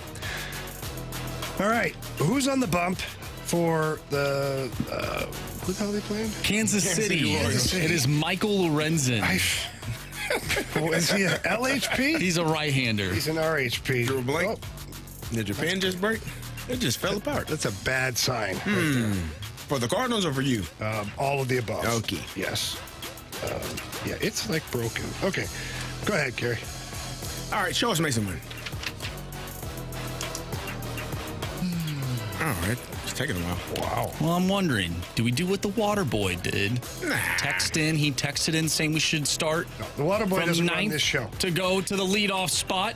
Marshy, if on a Freedom Friday, okay, on a Freedom Friday, where our listeners control everything, if he wants us to do it that way on a Freedom Friday, we'll do it then. Otherwise, let's not forget it's our show here, okay? That's right. It's a Freedom Friday. Who'd you say? Show us Mason Wynn. I'm watching the Futures game, and this thing's all over Instagram. It's like, this guy threw a ball 100 across the. That's awesome, but like, how many throwing errors does he have? Shut up! Okay, is this Alec Burleson? Right-handed pitcher on the bump. Burley usually goes to the 2-hole in this situation. Was it Wilson yesterday? Oh, no, it was Burley yesterday. Yeah. Sure. I like that. Show us Alec Burleson. You know, kind of closed my eyes and swung at it and did what I wanted to do. Burley to the rescue! All right. We're going to go Wilson here again? I don't see why not. All right. Show us Wilson Contreras. DH. No. Catches me. Check. Okay, so this is the one Is he here. catching today? Yeah. Okay, let's do that. Okay, so this is the one yesterday that we put basically everybody in the Cardinals organization went through the 4-hole yesterday. Yeah, for us. they did. It ended up being Nolan Arenado. I don't see that changing. He went 3 for 3. Still doesn't have any pop, but I think it's Nolan Arenado. Show us Nolan Arenado. He's a Gold Glove winner and perennial All-Star. Oh, listen to Mr. Gold Glove over here. Come on. Okay. Yesterday, this was Donovan. Yesterday was Donovan. Now, I'm going to say this, and you can agree with me if you like, if you don't have to. Okay. I think the lineup is essentially the same with Newt not playing, just because I think you can't sit Tommy Pham for another day. So I would say, this is just my opinion, Donnie, Goldie, Pham, Gorman, Scott. But we can discuss that later. But I like Donnie here. Show us Brendan Donovan. Donnie. Hey, this headband's pretty cool. Okay. And then who's in the 6-hole? Goldie was yesterday. I think he stays right there. Show us Paul Goldschmidt. Gold! Rich with gold! Gold! So this is where I think it changes. I think Tommy Pham's in. I agree. You want to do it? Show us Fantastic. Sorry, guys. He's out again. Okay. Lars Newbar. What about Gorman?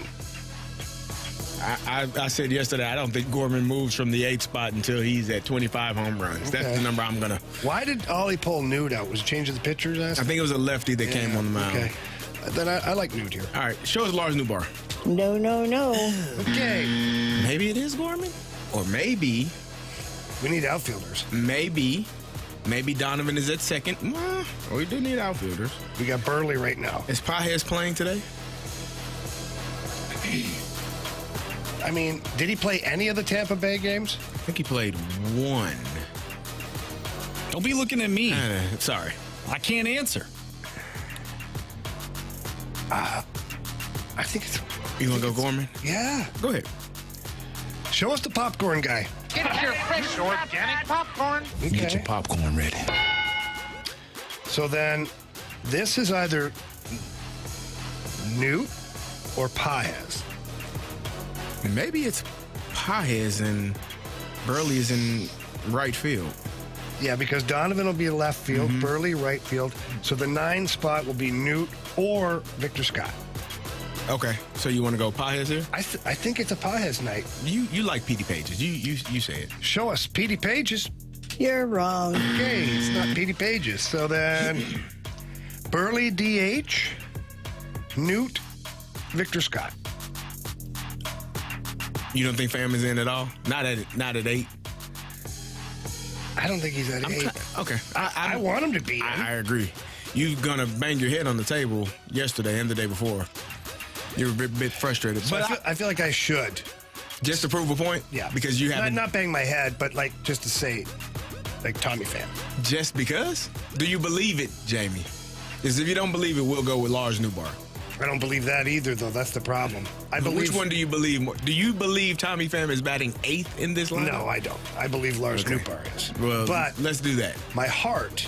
Go with your Not my brain. Let's go with your brain. Wants Tommy Pham. Your heart wants what the heart wants, but your brain is telling you it's Lars Newbar. Okay, go ahead. Show us Lars Newbar. You are so wrong. Okay, missed your heart. Is it Matt Carpenter? I was just thinking that too. Hang on a second.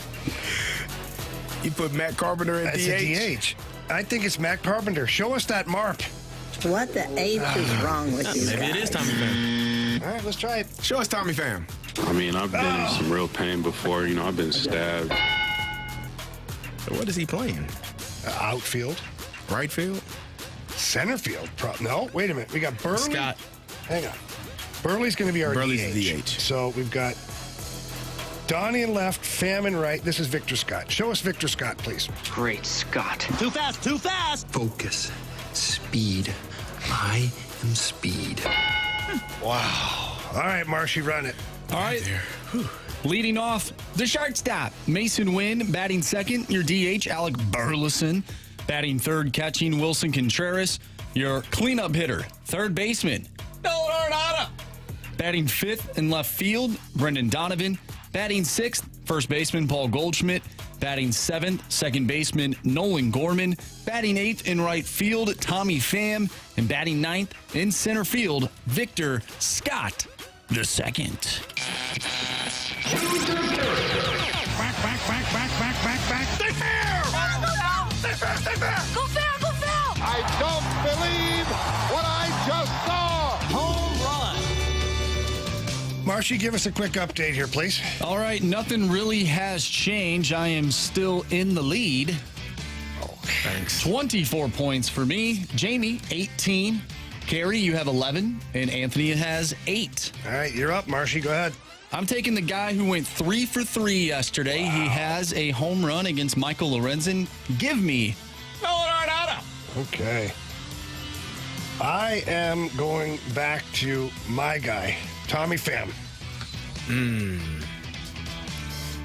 I'm kind of torn here because I feel like a large part of me wants to go off the bench. Like, right, you know, I need to catch up with you guys because you guys are kicking my behind and just don't have it in me to do it. I thought about it too, but odds are it's a lefty coming out of the pen, which means lefty bat off the bench. Yeah. Give me, you know what? Give me Mason Wynn. Okay. I don't hate it. What's our guy Anthony got? Anthony is taking Brendan Donovan tonight. He's looking to make a move. All right, there you have it. That is your Cardinals lineup, the home run game. First pitch tonight is 6:15 or 6:45? First pitch is at 7:10. 7:10. First pitch, 7:10 as the Cardinals take on the Royals.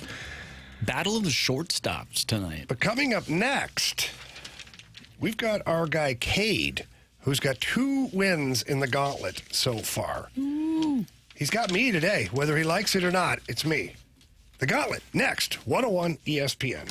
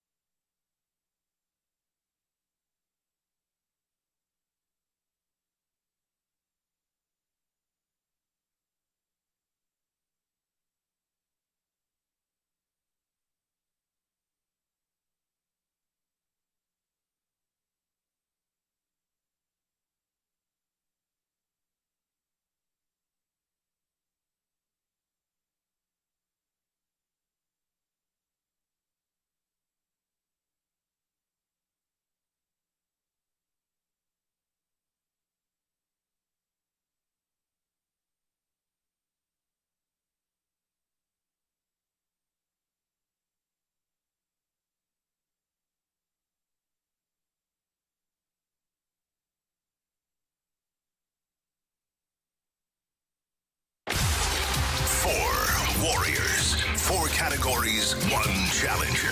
Can you survive the Gauntlet? 4:02 here in the Gauntlet. Your time check brought to you by Clarkson Jewelers. The Fast Lane here, 101 ESPN. Andrew Marsh, Carey Davis, Jamie Rivers, and our guy Cade is joining us right now. Cade, how we doing, bud? I'm doing great. How are you guys doing? Oh, we're pretty good. I'm not gonna lie. I'm a little nervous. You've run through Marshy and CD, and now it's my turn. So hopefully we get hockey. How are you in hockey? I'm hoping we don't get hockey. Okay. All right. So you've done this long enough to know you just made a mistake.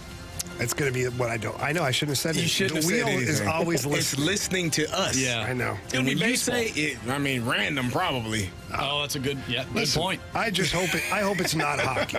Okay. Good job. Maybe that'll work. There you go. All right, Cade. Good luck, man. Thank you. All right, Jamie's heading off to the cone of silence. Cade, you know how to do this. Tell Marshy to spin that wheel. Spin that wheel, Marshy. All right, 2 points if you get the answer correctly without the options. 1 point if you get it correct with the option. And no points if you get it wrong. And as I said to Jamie, he made a decision that he wanted hockey. And it's never what you ask for. Marshy, what do we have? We have random. And it's probably going to be very random. Here, Marshy is passing out the launch codes, and we are preparing to take off. All right. You ready, Cade? Yep. All right, here we go. American folk hero Paul Bunyan had an equally gargantuan blue ox named what? I think I'm going to need the options there. Was it Babe, Roger, or Cretaceous? Cretaceous. It doesn't feel like it's spelled right. I think Roger. Final Roger. answer. All right, question number 2. Who was the only college basketball player selected for the Dream Team in 1992? Just give me the options again, please. Options are Shaquille O'Neal, Chris Webber, or Christian Laettner.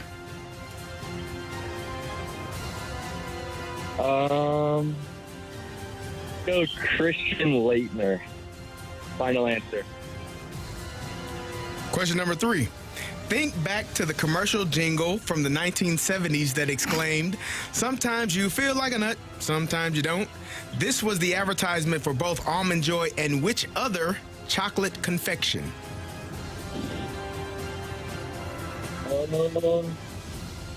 Just give me the options, please. Is it Apollo bars, Mounds, or whatchamacallit? We'll go Mounds, please. Final answer. All right, final question. On January 6th, 1994, Nancy Kerrigan was attacked at the U.S. Figure Skating Championship. Whose bodyguard and ex-husband helped mastermind this plot? I'm gonna ask for the options again. All right, was it Michelle Kwan, Tanya Harding, or Christy Yamaguchi? I'm gonna go Tanya Harding. Final answer. All right. All right, get Jamie in here. Kate, how you feel? Just brutal. Yeah, it happens sometimes, See, it's not an easy game we play here. It's a tough thing, and especially this is your third go-round. You beat Marsha, you beat me. See if Jamie can handle you in hockey. Oh, it's hockey? No, it's not. Oh, I got really excited there for a second. You shouldn't. It's random. Marshy, tell him. Of course it is. Jamie, pack a lunch. Yep, I tried to tell you. Don't do it. Every now and then, random falls in the wheelhouse. All right. See if this is right where you like it. American folk hero Paul Bunyan had an equally gargantuan blue ox named what? Babe. Babe the Blue Ox. Final answer. Question number 2. Who was the only college basketball player selected for the Dream Team in 1992? I actually know this. There are a lot of people that did not like this guy. They didn't like him as a college player, certainly as a pro player, but he did get picked. Christian Laettner. Final answer. Question number 3.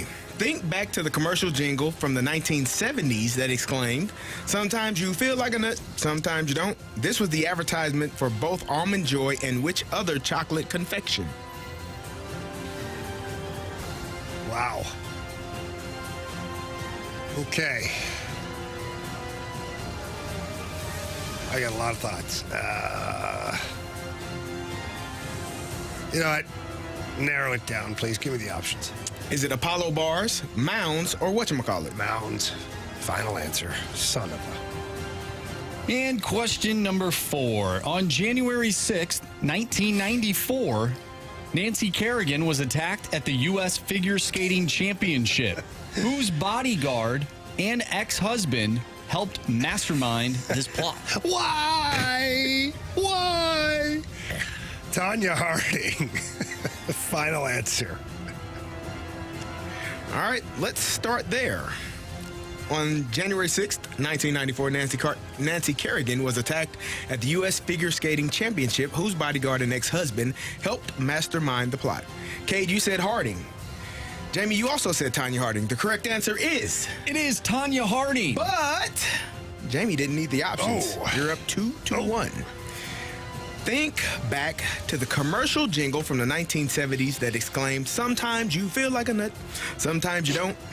This was the advertisement for both Almond Joy and which other chocolate confection? Cade, you said Mounds. Jamie, Oh, wow. you also said Mounds. Correct answer is... It is Mounds. But... Jamie, you didn't need the options again. No, I took the options for that one. Did you take the options? Yeah. Oh, sorry. You did take the options. Yeah. Both of you all took the options. Yep. Jamie, you're up 3-2. Just trying to keep it I straight appreciate here, it. you know? I was looking at different. Let's go to question number 2. Who was the only college player selected to the Dream Team in 1992? Cade, you said Christian Laettner. Oh. Jamie, you also said Christian Laettner. Correct answer is... It is Christian Laettner. But you did not need the options this time, and Cade did. Jamie, you are up 5-3. American folk hero Paul Bunyan had an equally gargantuan blue ox named what? Jamie, without the options, you said Babe. Roger, you said... I'm sorry, Cade, you said Roger. Cade said Roger? Cade. You have chosen poorly. You lose. The answer was Babe. Jamie got you 7-3. That's Jamie. tough. That is tough. Cade, you had a good run, my man. You did really well. Yeah, it was great talking to you. Thank you guys for the opportunity. Yeah, job, absolutely. Thanks for listening. Thanks for playing. Go have yourself a great weekend. Thank you. You too. All right. Thank you very much. All right, boys. Good job. We're Jamie. back. We are back. Yes. Good job. That, like I said, every now and then there's questions that fall. You were spot on. Yeah, I knew you would know all of these. So the Laettner is like right up my alley. Yeah. It was like 1992. I was, a year before I came down here to play pro hockey. So obviously very involved watching sports on TV. Paul Bunyan, I knew that one. Yeah, I knew that Babe, one. the Blue Ox. Babe, the Blue Ox, man. I probably wouldn't need the Tanya options on Harding, that that's a pretty easy Knew that one. one. Yeah. And then the Mounds one was a little bit more difficult. I was trying to think of old candy bars back in the day. And Yeah. Good job, man. Good job, guys. Proud of you. Thank you, Carey. It means a lot. Things. It certainly means a lot. Thank you. All right, let's see here. We're going to talk about playoff long shots that could shock Major League Baseball. Marshy's got some rankings for us, and we're going to talk about that right here on 101 ESPN.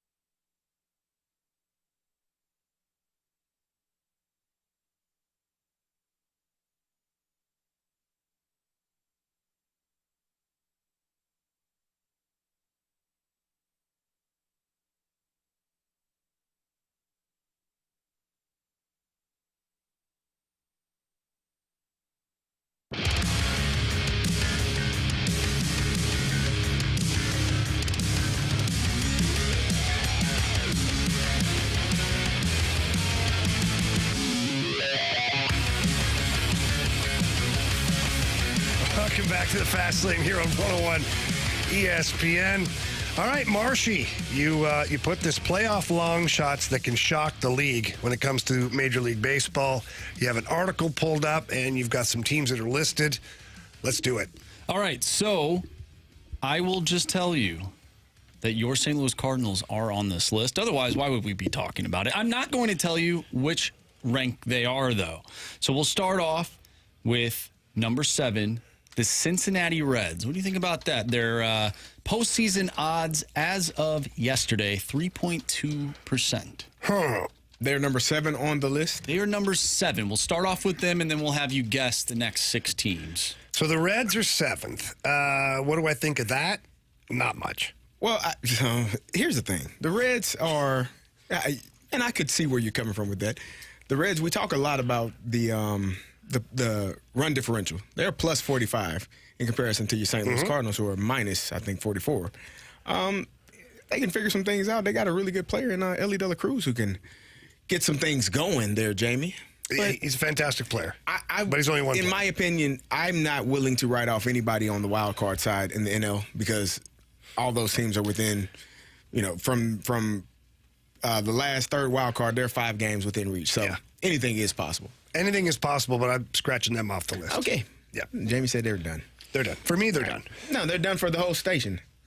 Sure. The whole station. Not just this show. I like that. The when entire, we make a decision. It's the entire station. I like that. It's over for the Reds. Good. Jamie said it. All right, Marshy. All right, so now let's try and guess. Now is this National League or American League? This is both. I will tell you there are 2 American League teams on this list. The rest are National League. That are not currently in the playoffs. They're playoff long shots. Okay. Correct. Okay, so we're at 6, right? Number 6. You want to go Pittsburgh Pirates? I'll make it easier for you. If you guess the team, I'll tell you where they're ranked. Okay, can we go Pittsburgh Pirates? Pittsburgh Pirates. Pittsburgh Pirates are on this list. They are ranked 5th. Okay. So 1, 2, 3. Not in the playoffs right now. Do the Braves count? Because they were. When was this article written? Yeah. This was So this is the playoff yesterday. Odds are as of yesterday. But I don't think they're a long shot. Okay, so think of long shots. Long shots. All right. The Cardinals? Cardinals. Oh, they're going to tell us, aren't you? We'll save the Cardinals. Okay.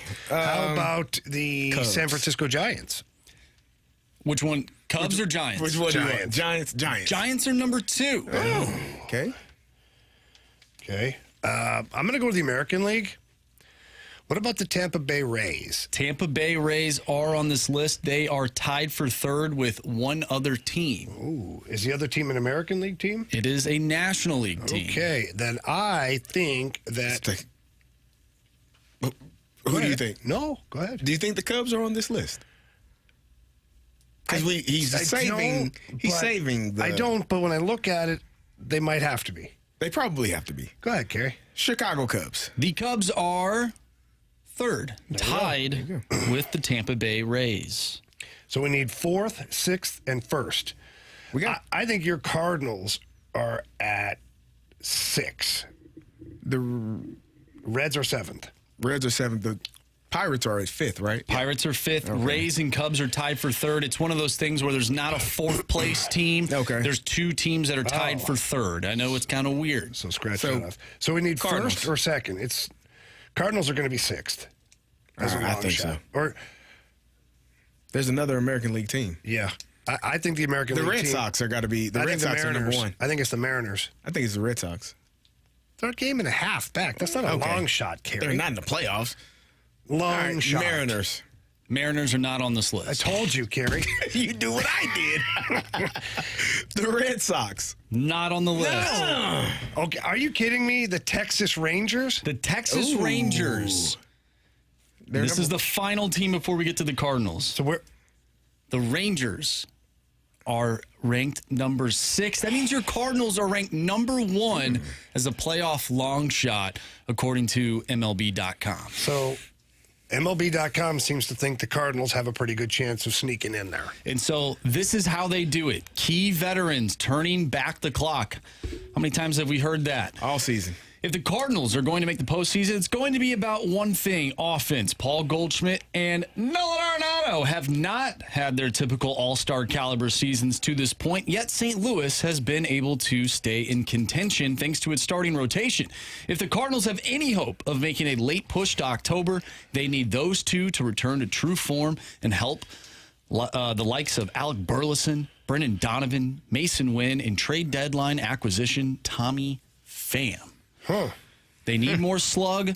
Currently 21st in Major League Baseball. Their postseason odds as of yesterday, 19.1%. 26th in slug, not good, huh? No, that's really not good at all.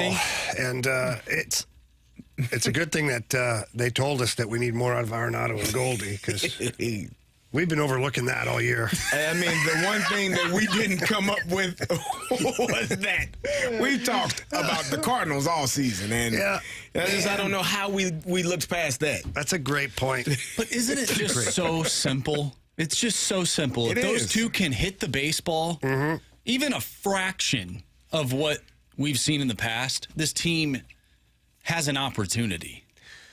Just get in, baby. That's correct. At what point? Okay, I don't know, man.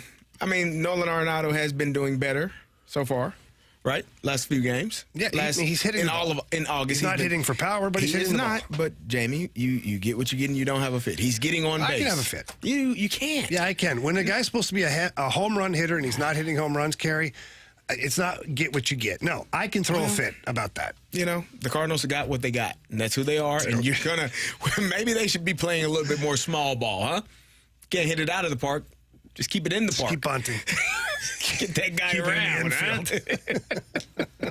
He'll come around and score at some point. So, all right. When you look at this list of the teams that we just talked about, like the Cardinals probably the best odds to make the playoffs. Like the Giants got themselves in a pretty good spot, but they're 3 games back of the wild card. I guess just a half game back of the Cardinals. So I feel like the Giants and the Pirates are certainly teams that can do it. The Rangers are, to me, a big long shot in the American League. The Reds are a big long shot. The Cubs, I think, are a big long shot too. I don't even know how they get to 3 on this list, but probably because there's no number 4. But did they take into consideration the schedule, like what the strength of schedule, Marshy? Do you know that? Because I think the Cardinals have an extremely tough schedule down the stretch. Yeah, they do. Versus a lot of playoff teams. Yeah, we talked about that after the All-Star game, just how difficult this path for the team is going to be. And I mean, maybe it could be a Blues thing where they play better against better teams and then they start to suck against the teams that aren't good. Well, they just won a series against the Rays. They beat the Braves coming out of the All-Star break. So they have played pretty well against some good teams. They haven't played very well against mediocre to terrible teams. I just feel like we're going to be in this roller coaster the entire rest of the way of the season. Would you rather stay in the roller coaster or just know? I'd rather just know. Why do you think I do first inning bets for Bet the Board, Carey? Because I want to know. And I want to be done with it. He's done. There's no patience in this kid. None. At all. Like, if they went on like a 10-game heater, man, Do we expect that? No. Okay. No, come on. 10 Is games? it possible? We can't even get 3 games. I'm not disagreeing. You're not wrong. It's been up and down all season long. Yeah, and it's going to continue to be that way. And so there you have it. And I'm okay with it. I actually don't care. Why not? I don't mind the drama. You kind of enjoy drama. Like on the chaos. In sports. Chaos. Yeah, Right. I like the chaos. You like blood everywhere. Things happening and just Yeah. All that stuff. I'm like Marshy. I want to know. Like I want to know, just get it over with. Quit having me on this emotional roller coaster game after game. Carey, let's play a game. Okay? You'd like to just know.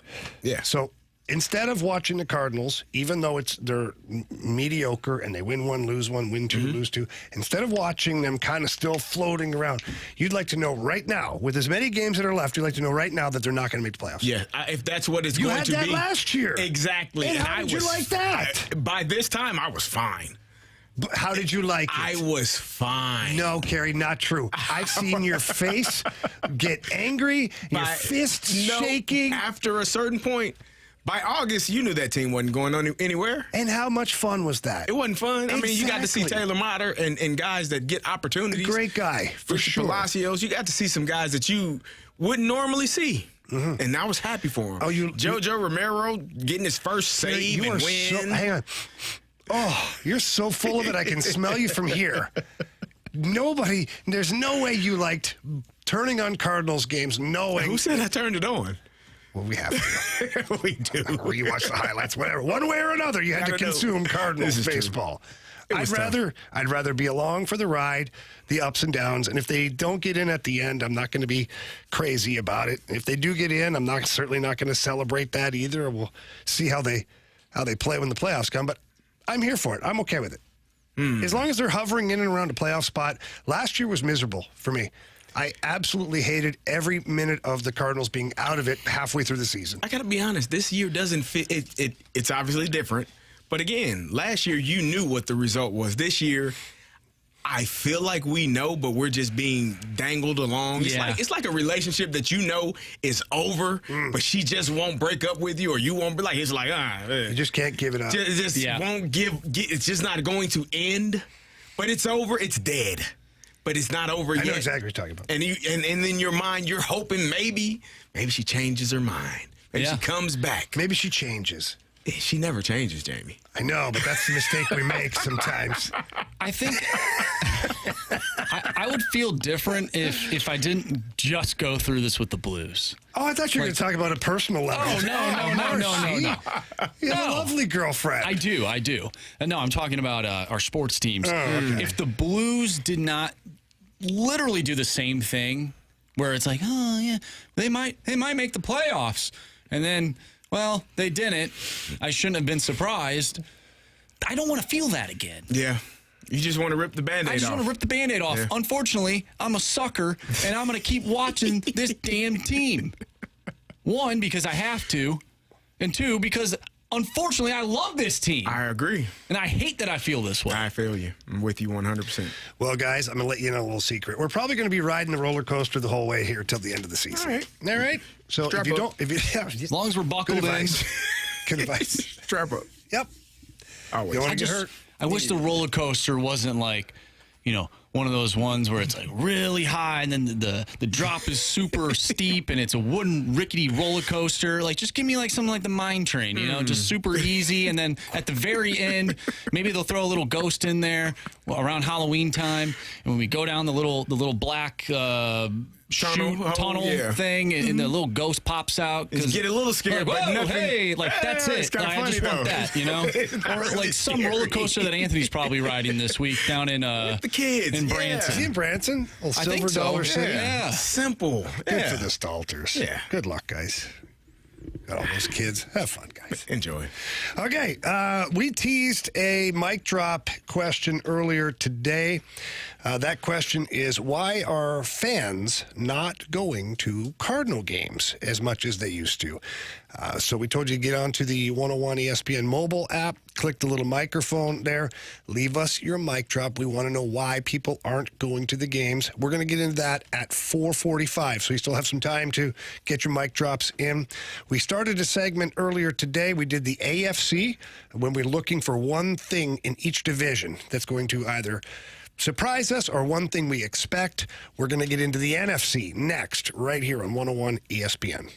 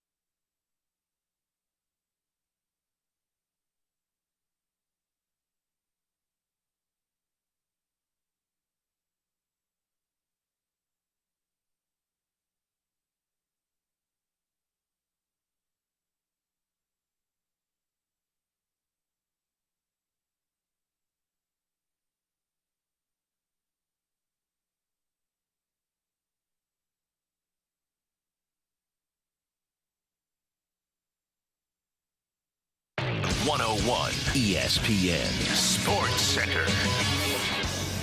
I'm Andrew Marsh. It's time for a Sports Center update driven by Johnny Londoff Chevrolet and Johnny Londoff Autoplex. The Cardinals could not pick up the sweep last night against the Tampa Bay Rays. They lose 6-4. Miles Michaelis will be on the mound tonight for the Redbirds, going up against the Kansas City Royals with Michael Lorenzen on the other side.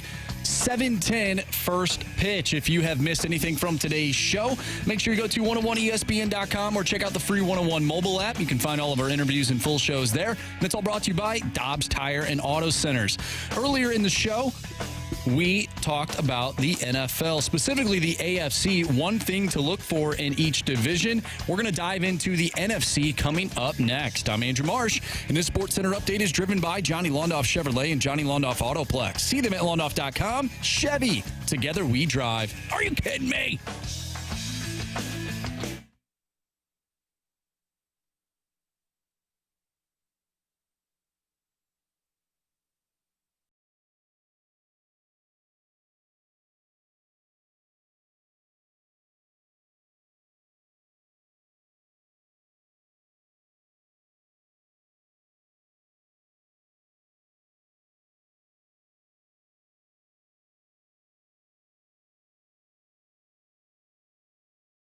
Start off with the NFC West. Okay. You go first. One thing to look for. Brandon Ayuk. That's where I'm going. Let's look for him. The 49ers in general, Trent Williams. Are they able to recapture the NFC again and make it to the Super Bowl and maybe finally win it? You know, this team has been there a few times and hasn't had the championship success just yet, but they are clearly, one of the better teams, if not some people's opinion, the best team in the NFC. Are they able to go back and finally win that game that has been eluding them for so many years? Yeah, I think that a lot of people, I'm not one of them, but a lot of people still are like waiting for, the axe to fall on Brock Purdy. Like, at what point does this guy show his true colors? Yeah. He can't play in the NFL. I think he can. He's proven he can. He's been doing really good so far. Got a team to the Super Bowl. Yeah. Probably would have got a team to the Super Bowl twice had he not tore his arm up. Probably. Yeah. Yeah. So, San Francisco 49ers, that whole dynamic, the Brandon Ayuk drama that's going on there. For me, that's the team in the NFC West as well. All right, let's look at the NFC North. That's my division, fellas. Go ahead, Carey. I guess Jamie's too. You kind of know where, it is now. We'll see what it looks like in 5 years. Never know. Never know. I know I'm probably driving you all crazy with this talk about this guy. Oh, Caleb Williams. There you go. And the Chicago Bears. The Bears. They finished last in this division. And they changed quarterbacks. No, they will finish last. Oh. Again. Well, listen. Here. Betcha. Would you like to make a bet? Yeah. Oh, what would you like to bet? I don't know. We'll think about it. Think about it. All right. But no, the Chicago it's Bears. Easy. Wait, we got to get odds here, though, too, because you have the field. Wow. What do you mean? Born at night, but not last night, buddy. You just told me we were good to make a bet. Yeah, but we had to put some parameters in place. Okay, well, we'll see. I love the addition in the draft of Rome Odunze. I love the addition of Keenan Allen. Some people may feel like he's, not got a lot of tread left on the tires, but I think he does. He's always been a very good receiver. Obviously, Caleb Williams, got DeAndre Swift. I love what they have done offensively to help build around Caleb Williams and also in the draft in terms of the offensive line and making sure they got Darnell Wright last year. I like what they have done to kind of put the pieces in place for a superstar quarterback to take over and put this team in a position to win games. And so for me, offensively, I'm excited. I'm excited about what they have, and I'm excited to see Caleb Williams play football. I think that this is going to be a really good season for him as a rookie, and I think he's going to surprise a lot of people. Well, I think you're playing a little fast and loose with the word superstar. The kid hasn't even taken a snap in the NFL yet. He won the Heisman. You know, there's lots of guys that were superstars, and then once they started playing regular season games, it didn't work out that way. Tim Tebow won a Heisman. Tim Tebow won a playoff game in Denver versus the Pittsburgh Steelers. 95-yard you pass. brought it up. I didn't. He did. 95-yard pass. Slant route to Demarius Thomas. Oh, IT. All right, so for me in the NFC North, it's also the Chicago Bears. Oh, it is. Oh, there you go. I know what we have in the Lions. I think I know what we have in the Packers. I think I know what the Vikings are going to be. I don't know what the Bears are going to be. I don't think they're going to be as good as you think they're going to be. But I do find it intriguing that they have a few new faces in place, especially Caleb Williams. Yeah. Like, what does he bring to the team? To me, was it Justin Fields or was it the Bears? We'll find out, right? We will. Like, if Caleb Williams comes in and he has the same struggles, we know that's the Bears. Yeah. But if he comes in and he starts, winning games for this team, then, okay, Justin Fields wasn't the guy for this team. So, for me, it's the Bears as well. All right, let's head to the NFC East. One thing to look for. For me, it's what are the Cowboys? That's my biggest takeaway right now. They have Dak Prescott is looking for his big payday. You've got Micah Parsons that's looking for his payday. You got CeeDee Lamb who's sitting at home. I think he's the only one of the three that's sitting at home right now. And so ultimately, what are the Cowboys? Are they a contender out of the NFC, or are they just going to cowboy it, limp into the playoffs, and do nothing? That is a very valid question you got there, sir. For me, it's the Philadelphia Eagles. What do they look like, not only with the players that they have, but the players they lost? They lost Jason Kelsey. Fletcher Cox is no longer there. Offensively, they added Saquon Barkley. It's only one football on the field. So A.J. Brown is going to have to accept that part of it and understand that he can't get the ball every single play, or shouldn't. And Jalen Hurts should understand, I can't get you the ball every play. We got some guys here that can make some plays in Devontae Smith and Saquon Barkley and Dallas Goedert. We got other people that can make spectacular plays. So let's spread the wealth a little bit and make sure we keep everybody engaged and involved. And I'm looking forward to seeing what they do defensively. Are they able to get after the quarterback, and are they able to cover? They got a couple of corners in the draft. I'm excited about this team. So a question for you, Carey. How important is it, or how much of a drop-off do you think it will be to not have Jason Kelsey as the center? How important is the center? The center is the most important person on the offensive line, because he's the one, along with the quarterback, that makes the mic points, which allows the line to know where they're going to, who they're blocking in pass protection, what guys they're leaving unblocked for the running backs or the quarterbacks, or, they are blocking for the offensive lineman, the 4 down into the linebacker. So he's the most critical part of that offense. He's in the middle. He's the only one that can talk to both sides. How much could that affect everything? I think it will make a difference, because he's not there. But Cam Jurgens was a guy that has been there for a while. He has played some games there, so I think they'll be fine. But anytime you lose an all-pro player at any position, it's going to be a drop-off unless that next player is of that caliber or can kind of fill in that void to a degree. It's going to be different, but I'm not as concerned with that as I am with. I think I would be more concerned with A.J. Brown and Jalen Hurts. Okay. Not force-feeding him and causing your team to have problems because you're not getting everyone else involved. Okay, Marshy, what's the last one we got? Last one we have is the division that no one cares about, the NFC South. Okay, I disagree. My Tampa Bay Buccaneers are very relevant. Okay. Okay, so the biggest thing for me here is the Falcons in this division. What are the Falcons? Who's going to play quarterback full time? I think it's going to be Kirky Cousins, but if he stumbles at all, how quickly do they change that? What does the new offense look like? How are they using Pitts? There's a lot of things with the Falcons. So for me, I feel like that's the team. I agree. How do they go about their business? Raheem Morris is the new head coach. How do they get Bijan Robinson involved? Are they going to go 2 running backs a little bit like they did with Tyler Algier last year? And offensively, what do they look like? And I think the obviously you draft a quarterback in the first round, at some point, the expectation is for him to play. Is there any added pressure on Kirk Cousins?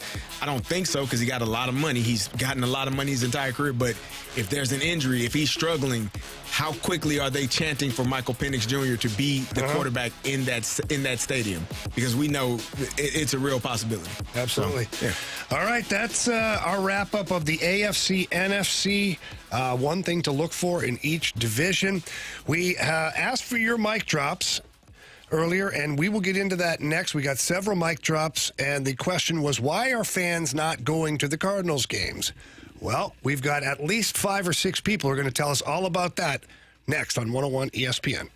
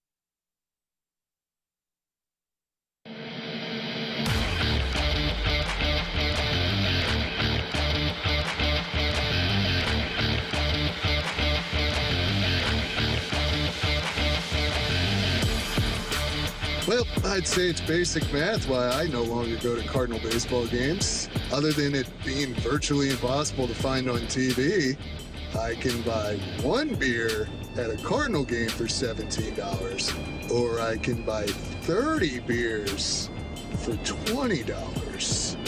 I'm gonna have to go with the old briefcase at 30 on that one, Jamie. Thanks, guys. Makes sense. Simple math by our guy, Steven. Yep. Steven, thank you for the mic drop. It's the Fast Lane here on 101 ESPN. We asked you guys. We got several mic drops, by the way. We probably only have time to play, 5 total, but we do appreciate your participation.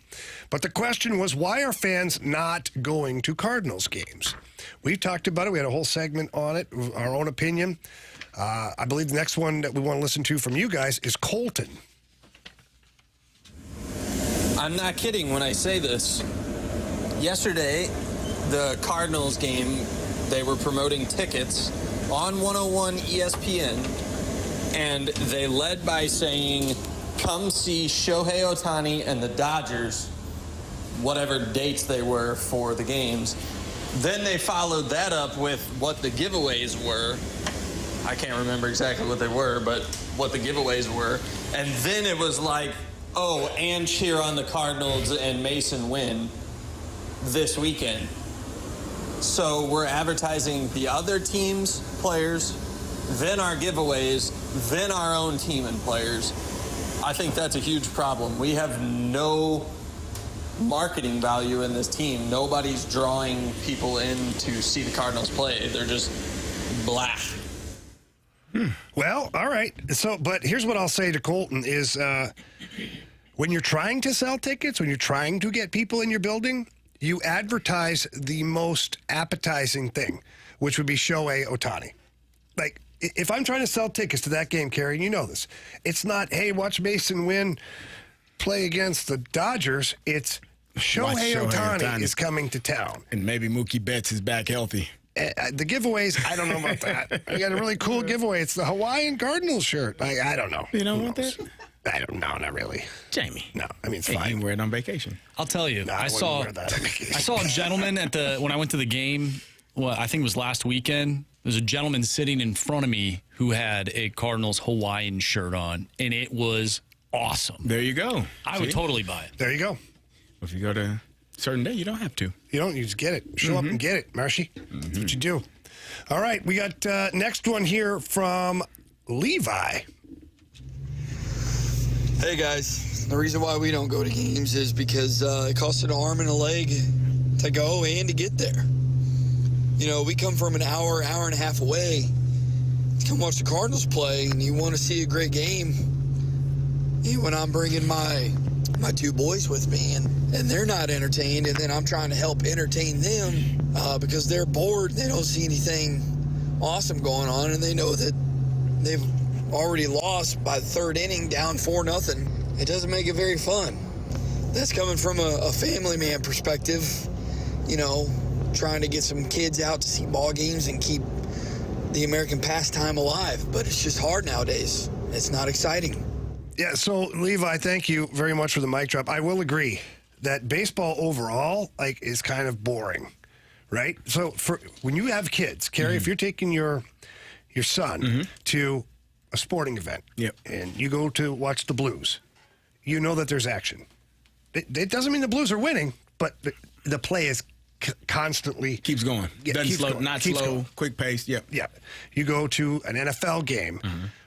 I think there's the pace isn't as quick as hockey, but it's pretty quick. Yeah. You got a couple of seconds between the plays. You huddle up, you get after it, and you go, and you go, and you go. There's physical contact. There's something that can happen on every single down that's unique from the play before. Right.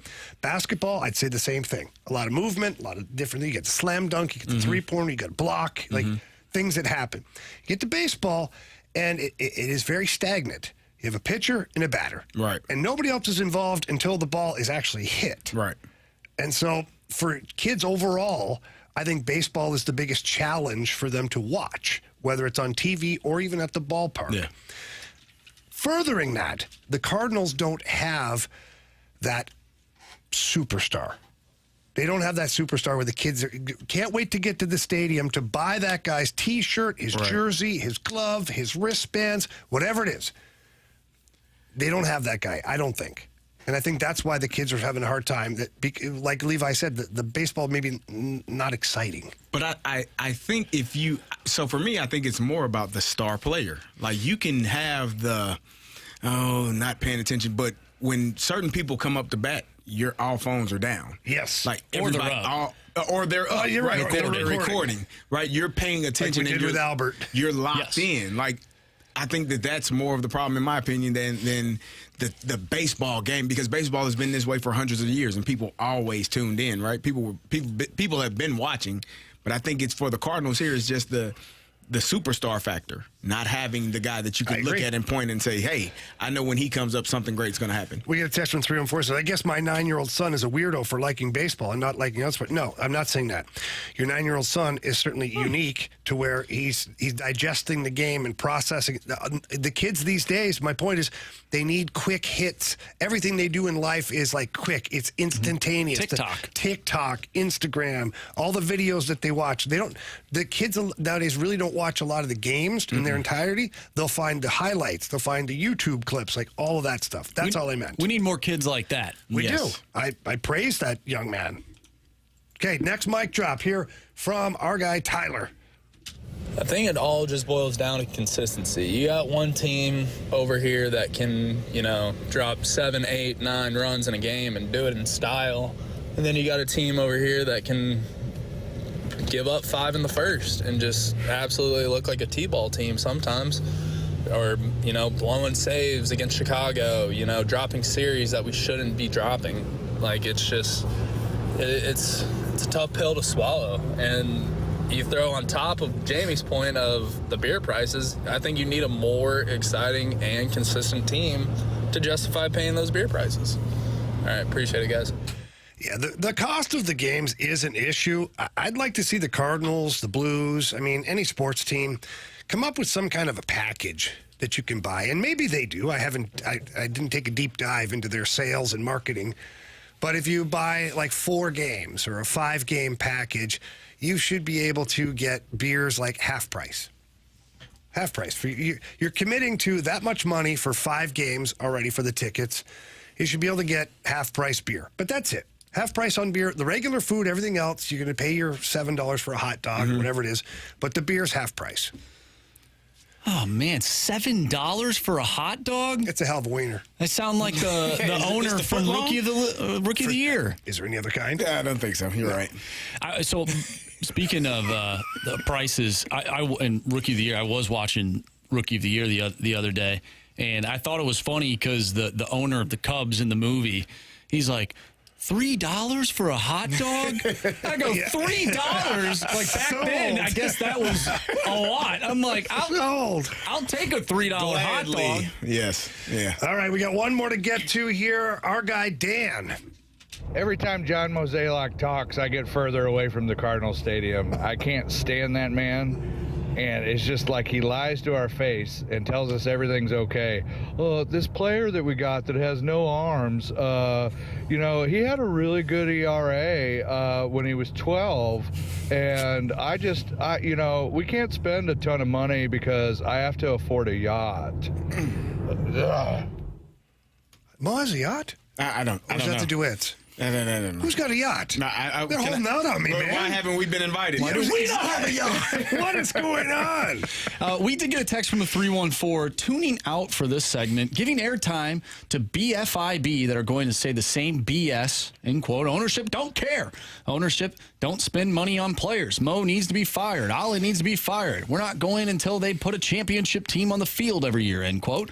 The BFIB have turned into entitled fair weather fans. Wow, that's a statement. We didn't get a lot of those on the mic drops. Nah. We got a couple of, like the last one had a little bit of the John Mozeliak. For the most part, though, I think people were talking about the product isn't exciting. The cost of going is a lot. That the kids don't enjoy it. I thought we got some really good mic drops. I agree. I think, for me, what you're paying for has to make sense for people. Like if I'm paying X amount of dollars, I want to be there and be entertained. Like if you're going to a concert, a Taylor Swift concert, you're going to pay that money because you know she's going to do a great job and entertain you. You're going to see Creed tonight, right? You might have a few man sodas. I'm not paying. But you're going to have some beverages. I'm not paying for this. Right, well, I will be paying. I don't have that luxury. Let's leave Jamie out of this conversation. I'll get you a beer tonight, Marshy. All right, I'll text you. Come on by. I'm sure you'll just happen to.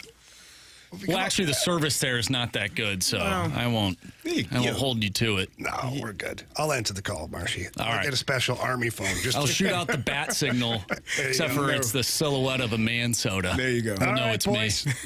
I've got to roll. Got to get out. Got to go start my weekend an hour early. Leaving you guys in the great hands of Carey Davis and Andrew Marsh, and they're going to drive the bus the rest of the way. The Air Comfort Service text line, 314-399-9646. It's time for the Sports Six-Pack, so get your questions in now. These guys will go over that. Again, the Air Alliance YouTube channel, the Snake Pit, you put your questions in there as well. Everybody have a great weekend. You guys have a great weekend. Have a great rest of the show. Indeed. And Can't wait for that man soda. Man soda tonight at Creed. And these guys will be Sports Six-Pack next, right here on 101 ESPN.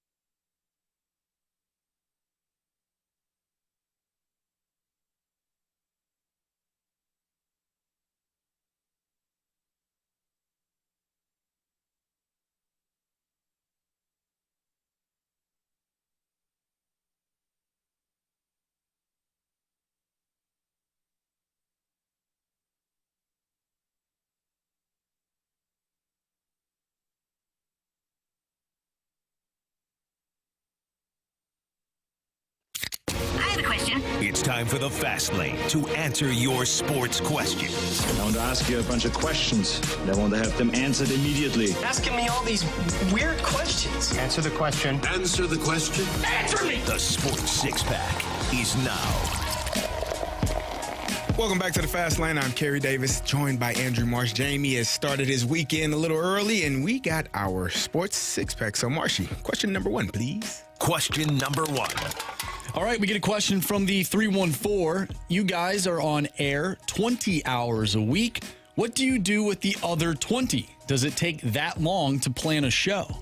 Okay, so peek behind the curtain. We do our pre-show prep every day before the show begins. We usually get here an hour and a half. Just depends. Depends on, well, it's 4 of us, so kind of depends on who can make it here at what time. But we all are here within an hour of the show beginning and kind of do a rundown of exactly how we want the show to go about. But we also overnight text and send messages. So we might be watching something that comes up in the game, or maybe, Bally Sports puts out something, an interview, or we see an article that happens, whether it be here in St. Louis or, around the country, and we talk about it. Could be something with the Olympics. So we're sharing messages on a group thread all night long, and then come in here before the show and start to put the rundown together. Yeah, I think the prep really never stops. Yeah. And I think it really depends on, you mentioned like when we show up. Right. I think it depends on how much prep that we've had from the previous night. Yeah. So if we are dialing up the group chat and the texts are flowing, like it could just look different. For me, obviously, you guys, once 6 o'clock rolls around, you guys are done. Yeah. I have to put together the podcast. So, there's an hour of that dedicated to the podcast. So, if you miss anything and you need to go to 101ESPN.com or the free 101 mobile app that is brought to you by Dobbs Tire and Auto Centers, just know that I'm staying an extra hour to make sure that you can hear Putting in that work, grinding. I'm putting in the work. Definitely appreciate you for it, I wouldn't know what to do, Marshy. I would sit back there for an hour and do nothing. You're like, Carey, put the podcast together. I was like, okay. And you just hear me hitting computer buttons. You're like, you didn't do anything. I know. I don't know what I'm doing. I put the podcast together as the show is going on. Really? Yeah. Okay. I mean, sometimes you probably don't even know that. You guys will be talking, new every day. and I am putting the podcast together as the show is going, so we can put it out as quick as possible. Good for you. So those people can listen to it. But yeah, I think the prep it just varies. Yeah. I think it depends on what happened the night before. Yeah.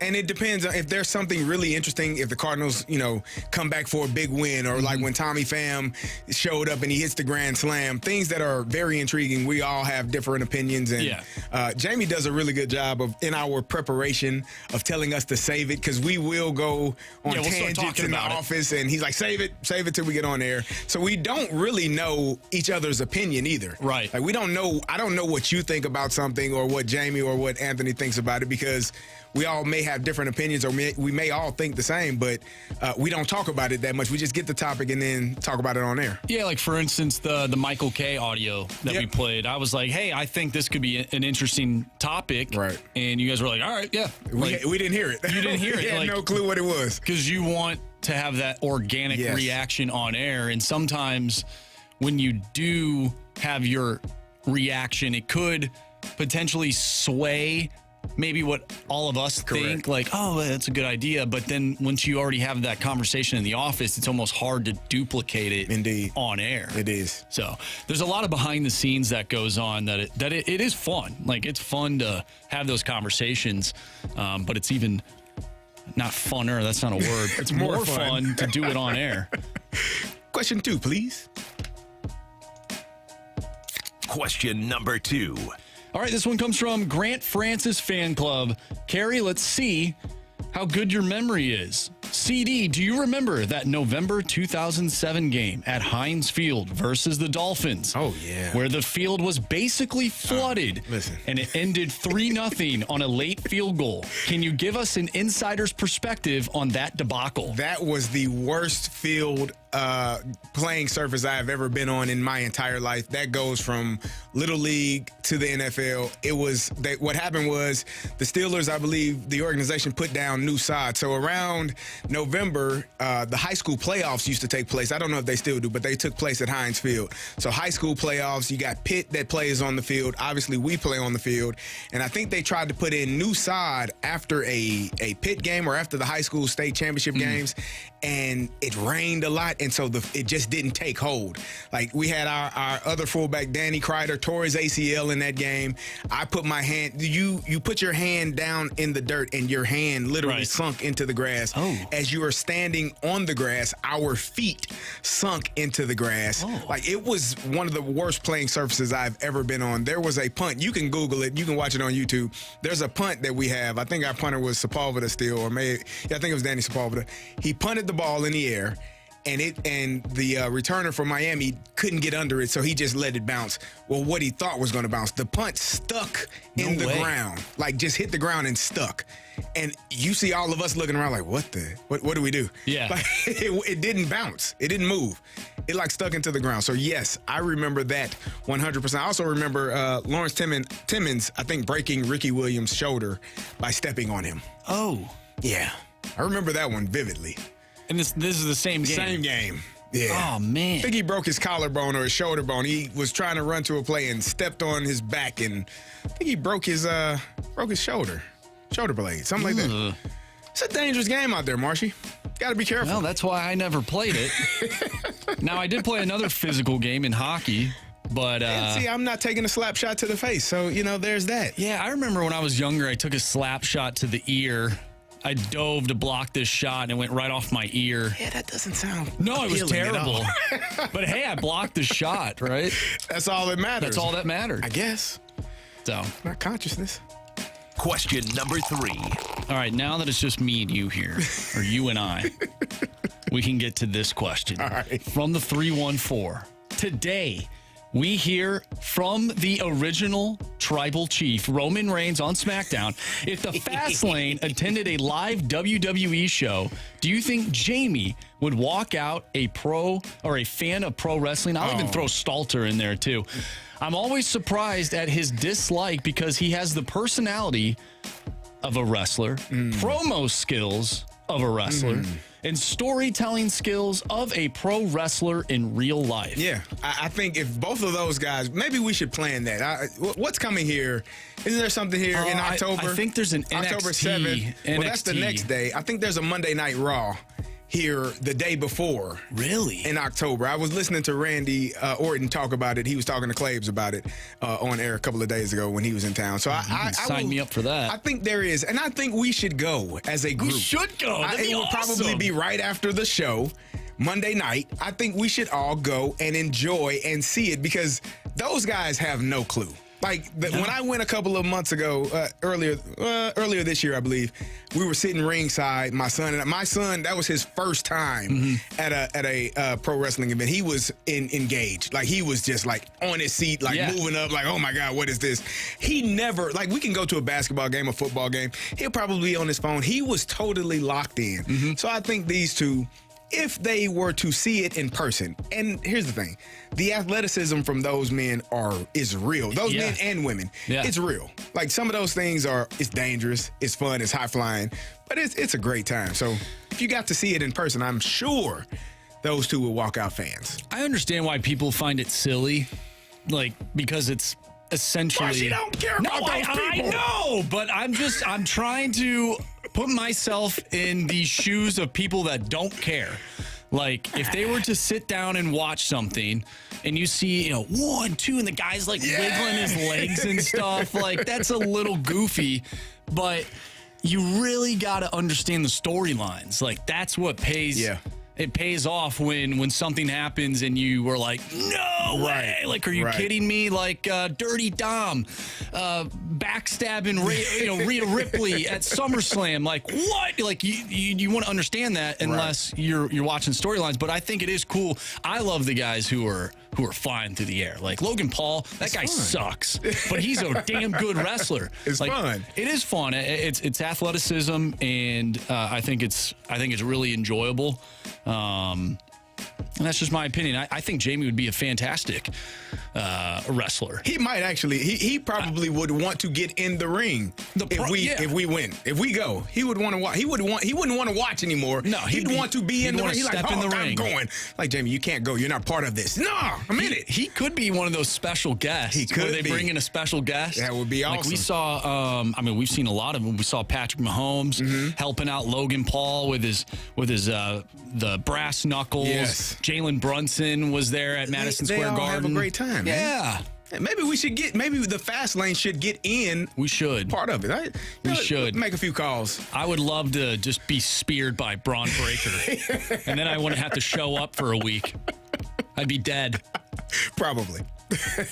We'll continue the Six Pack when we come back. That's Andrew Marsh. I'm Carey Davis. Coming up next again, the Six Pack when we come back on 101 ESPN.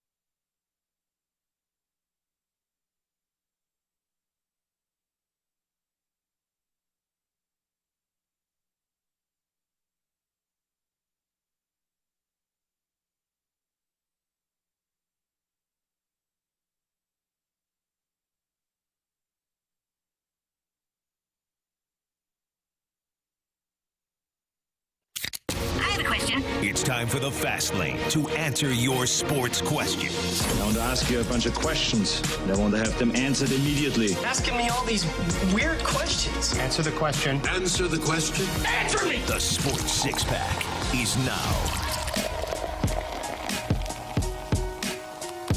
Welcome back to the Fast Lane. I'm Carey Davis, joined by Andrew Marsh, and we are finishing up our Sports Six Pack with question number 4. Well, number 4. Question number 4, please, Marshy. Question number 4.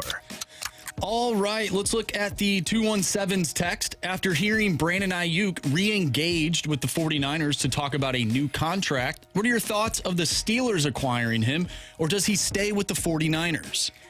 I think he would probably prefer to stay with the 49ers. That, to me, it seems like the best fit. That's the team that drafted him. That's the team where he has been for the last 4 years and been to the playoffs and had an opportunity to win a Super Bowl, and probably the best opportunity that he does have to win a Super Bowl in San Francisco. Going to the AFC is going to be a tough task. We talked about it.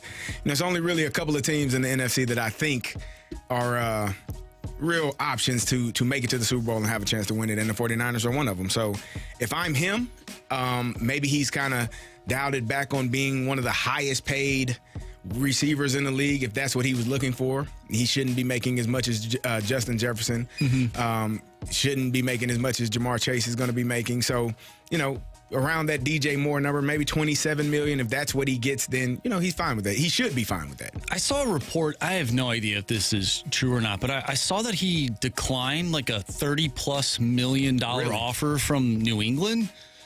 Now, you can never trust what's on the internet these days, but I saw that. I was like, oh, okay, like maybe this is not necessarily about just getting the dollar, and maybe it is a combo of, okay, I want to get paid what I think I'm worth, but I also still want to be slightly competitive. Right. Which I think, looking at the teams that we've been talking about, Steelers, Browns, Patriots, like, I feel like the Steelers, I would say that's how it goes. Steelers, most competitive, then the Browns, then the Patriots.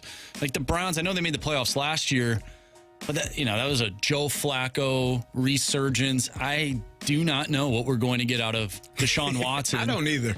Like, I don't even know if I want him to be good. I hope he flops. He hasn't performed well yet as a Cleveland Brown, which is interesting because he did so well when he was in Houston. But I agreed. Brandon Ayuk, I agree with that order. Steelers, Browns, Patriots. Patriots will probably be the last team.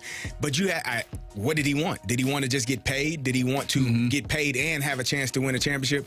If the 49ers are going to meet or kind of come close to what he was expecting, I don't see any reason to leave San Francisco. That team is well prepared to be in a good place for the next 3 to 5 years.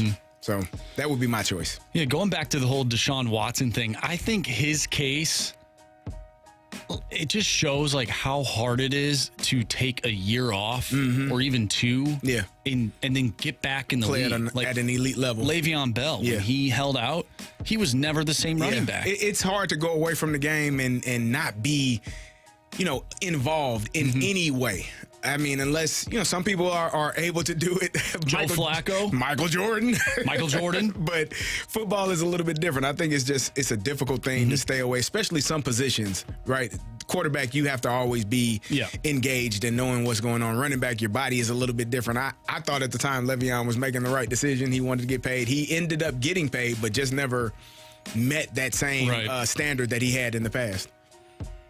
Question number 5. Well, speaking of football, the Water Boy has a question. Which part of training camp did you dread the most? Oh, all of it. I mean, day 1 to day 15, 16, 21, it just never ends. It is the movie Groundhog's Day is probably the best way to describe training camp. It's the same damn thing every day.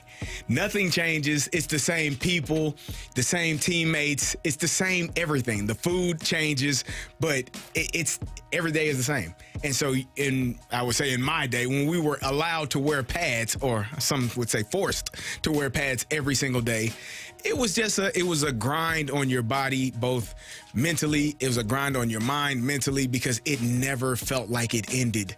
and you were just so thankful. You were so thankful to finally get to the preseason games because you knew you were about to break camp. You might have had, one more week left of camp by the time you got to the first preseason game.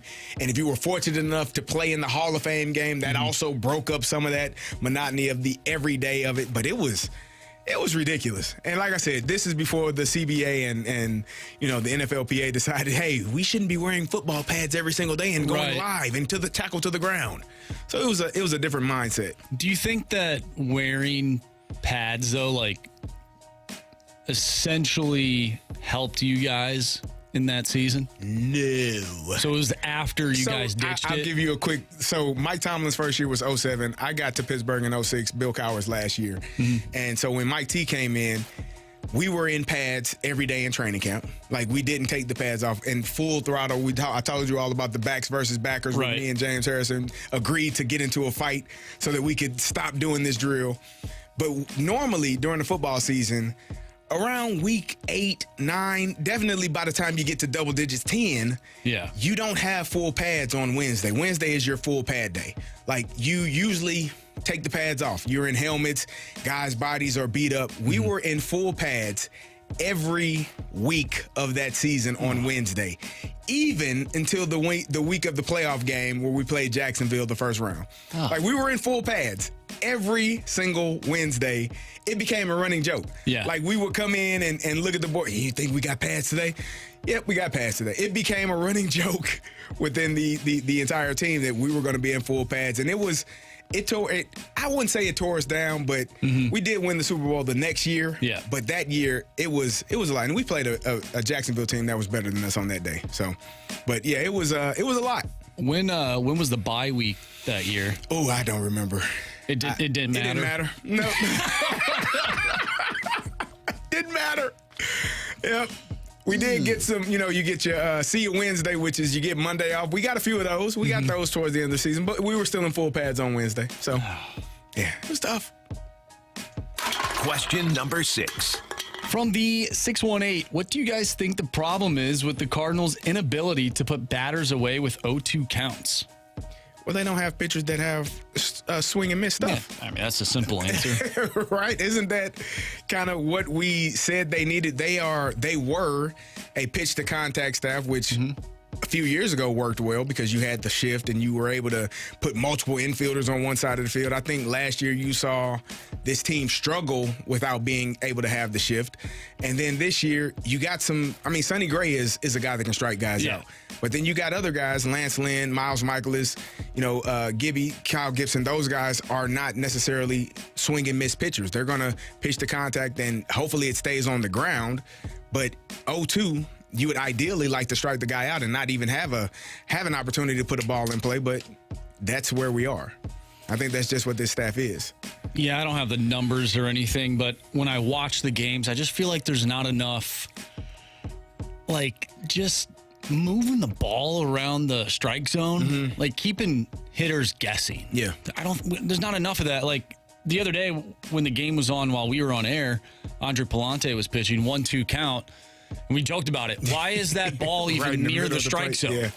Why is it not bouncing up there? Yeah. It doesn't need to be so far out of the zone to where it's like, all right, this guy's not even remotely going to swing at this ball. But you can't be right down the damn middle of the plate. Is it a thing where the Cardinals don't have guys that can blow you away with, the starting rotation, blow you away with the fastball, with speed, and 100%. Don't have the movement or don't have the pitching, the pitches that can get guys out on swing and miss? Like, you're either one or the other. Right. And if you're both, you're really cooking with grease, right?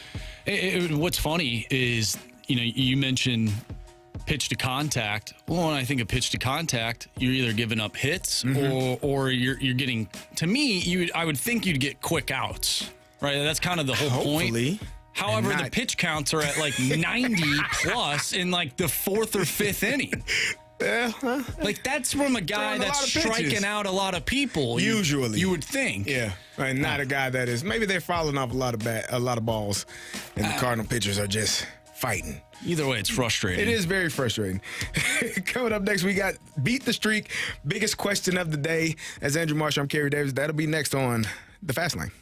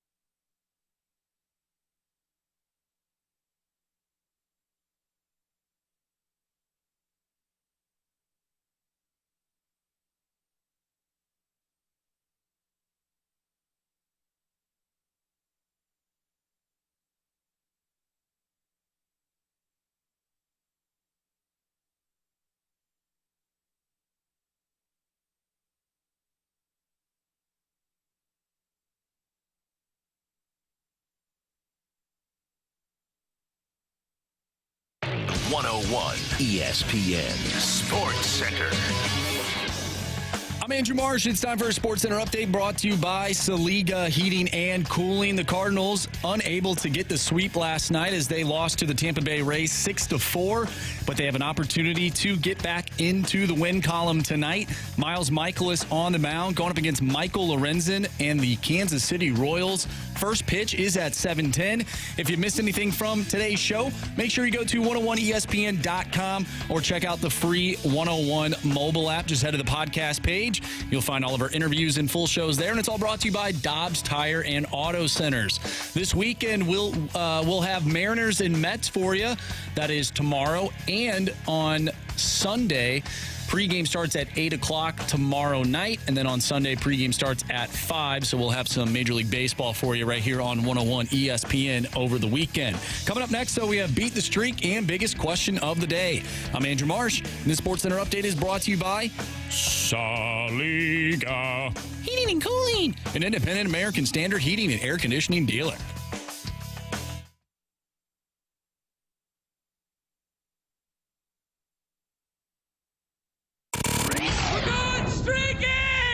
Hit baseballs. All of my successes depend on me. You're ready to hit. The hits just keep on coming. And his first big league hit is a bullet up the middle.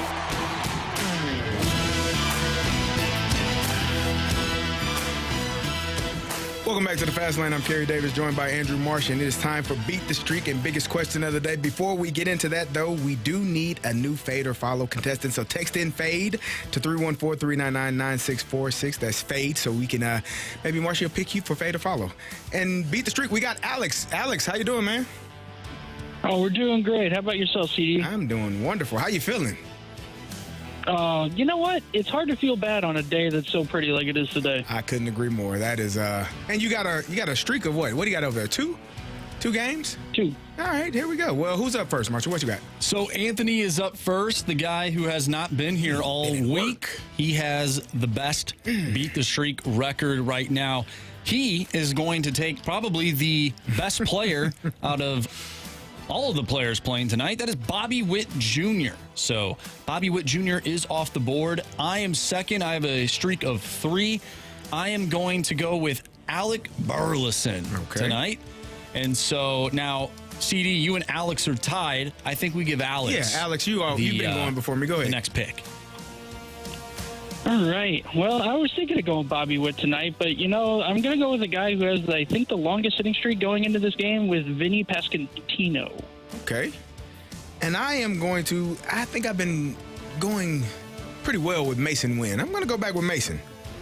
And Jamie left his pick before he took off. Who does he have, Marshall? So Jamie tonight, he is going with Tommy Pham. All right. There you have it. That is Beat the Streak. Alex, hopefully you get another hit, and we'll be talking to you again on Monday. That'd be a good one. Good luck to you guys. Thanks, to you, Alex. Have a good weekend. You as well. It's time for the biggest question of the day. It's time for the Fast Lane's biggest question of the day. All right, CD, so we've had the conversation this week surrounding Paul Goldschmidt and Nolan Arenado, and whether or not we would like to see them on the roster next year. Now, Nolan Arenado is, he's hitting a lot better. I think we can all agree that Paul Goldschmidt's time is probably going to come to a close here pretty soon. Well, I mean, I have reasons. So, let's look past those two guys. Let's look at the young players on this team, the core.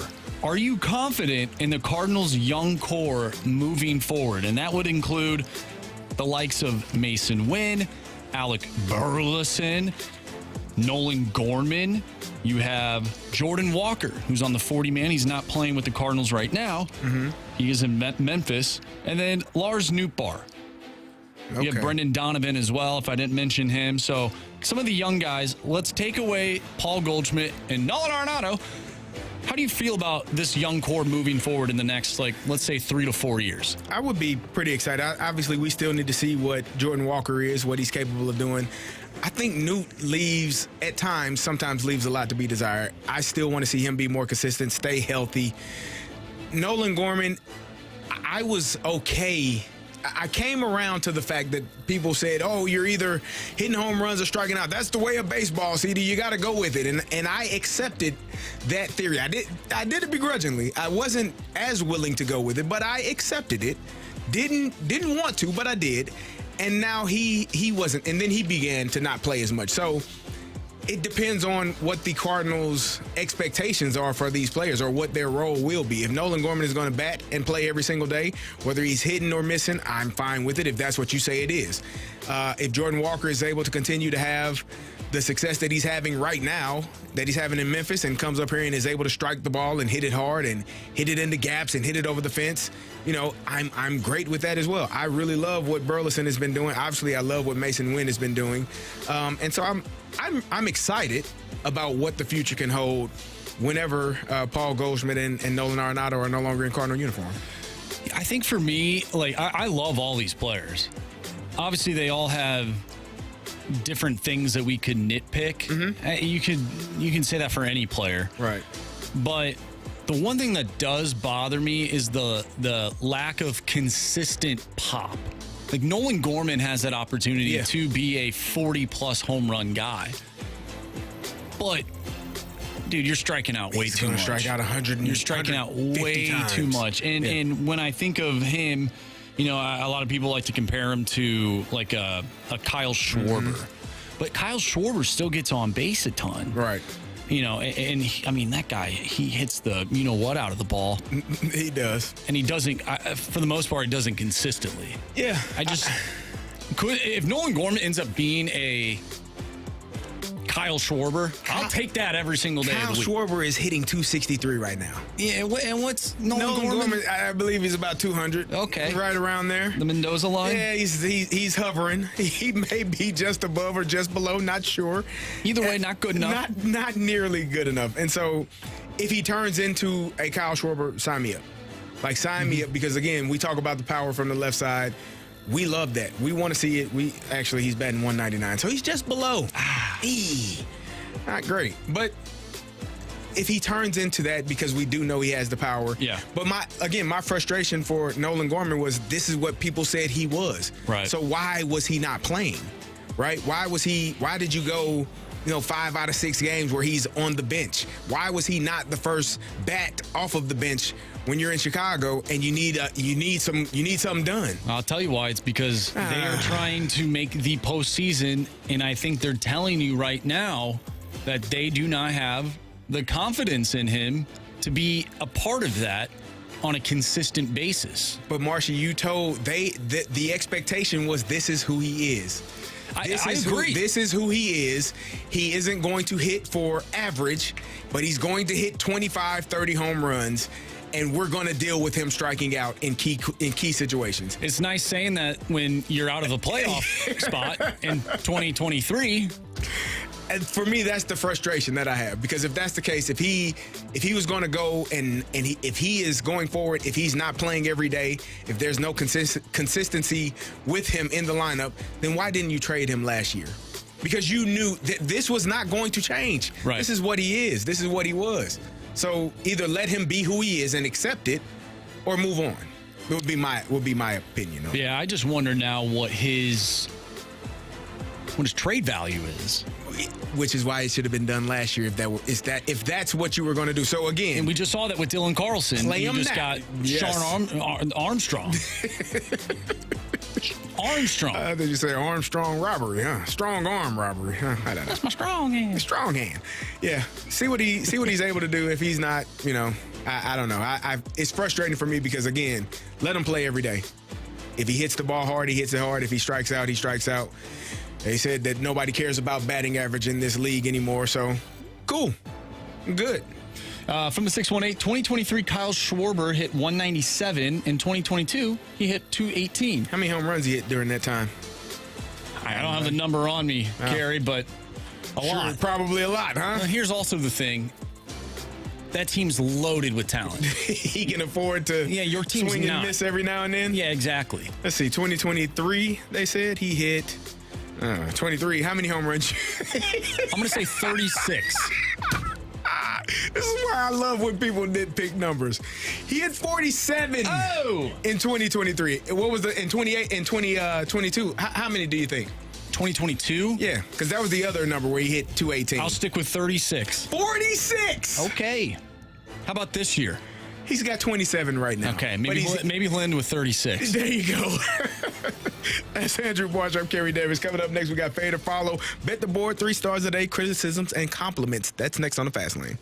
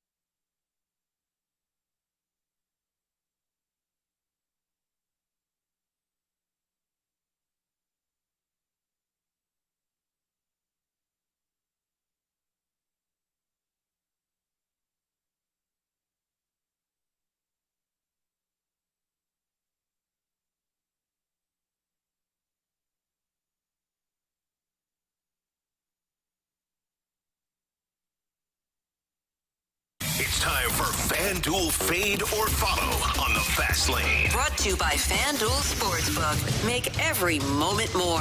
Everyone follow us. I'll fade. Money, money, money, money, money, money.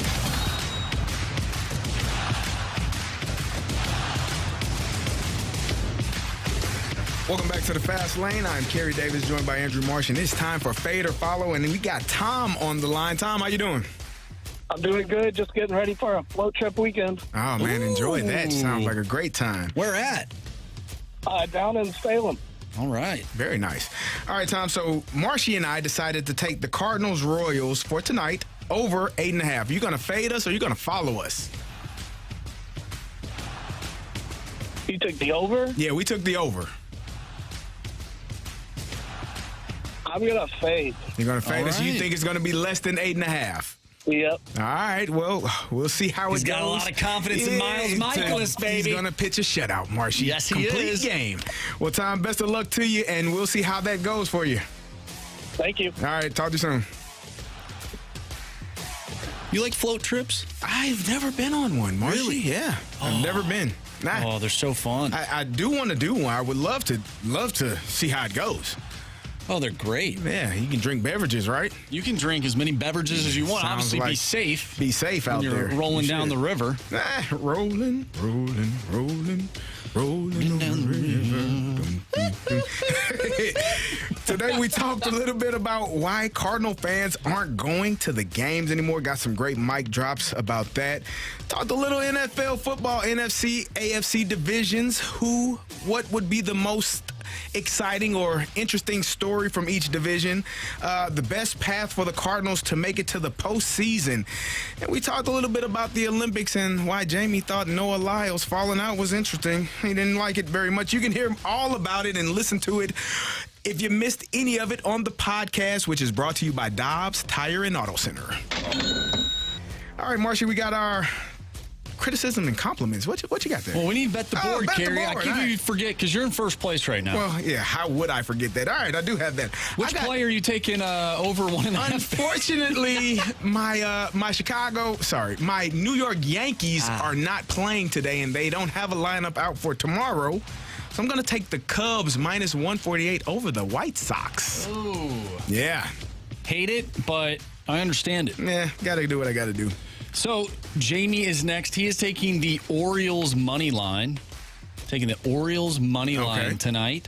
And then we'll head to our text message from Anthony Stalter. He's taking the Padres money line at minus 132. Who are they playing? They don't know? They are playing. I don't know who they're playing.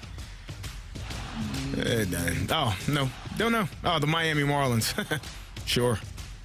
Not hard. Pretty easy. What do you have, Marshy?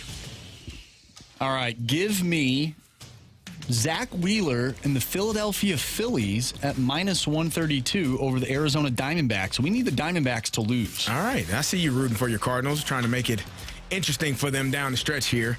All right. Now we have criticisms and compliments. All right. Let's look at Dr. Smooshy Poops. Love the name.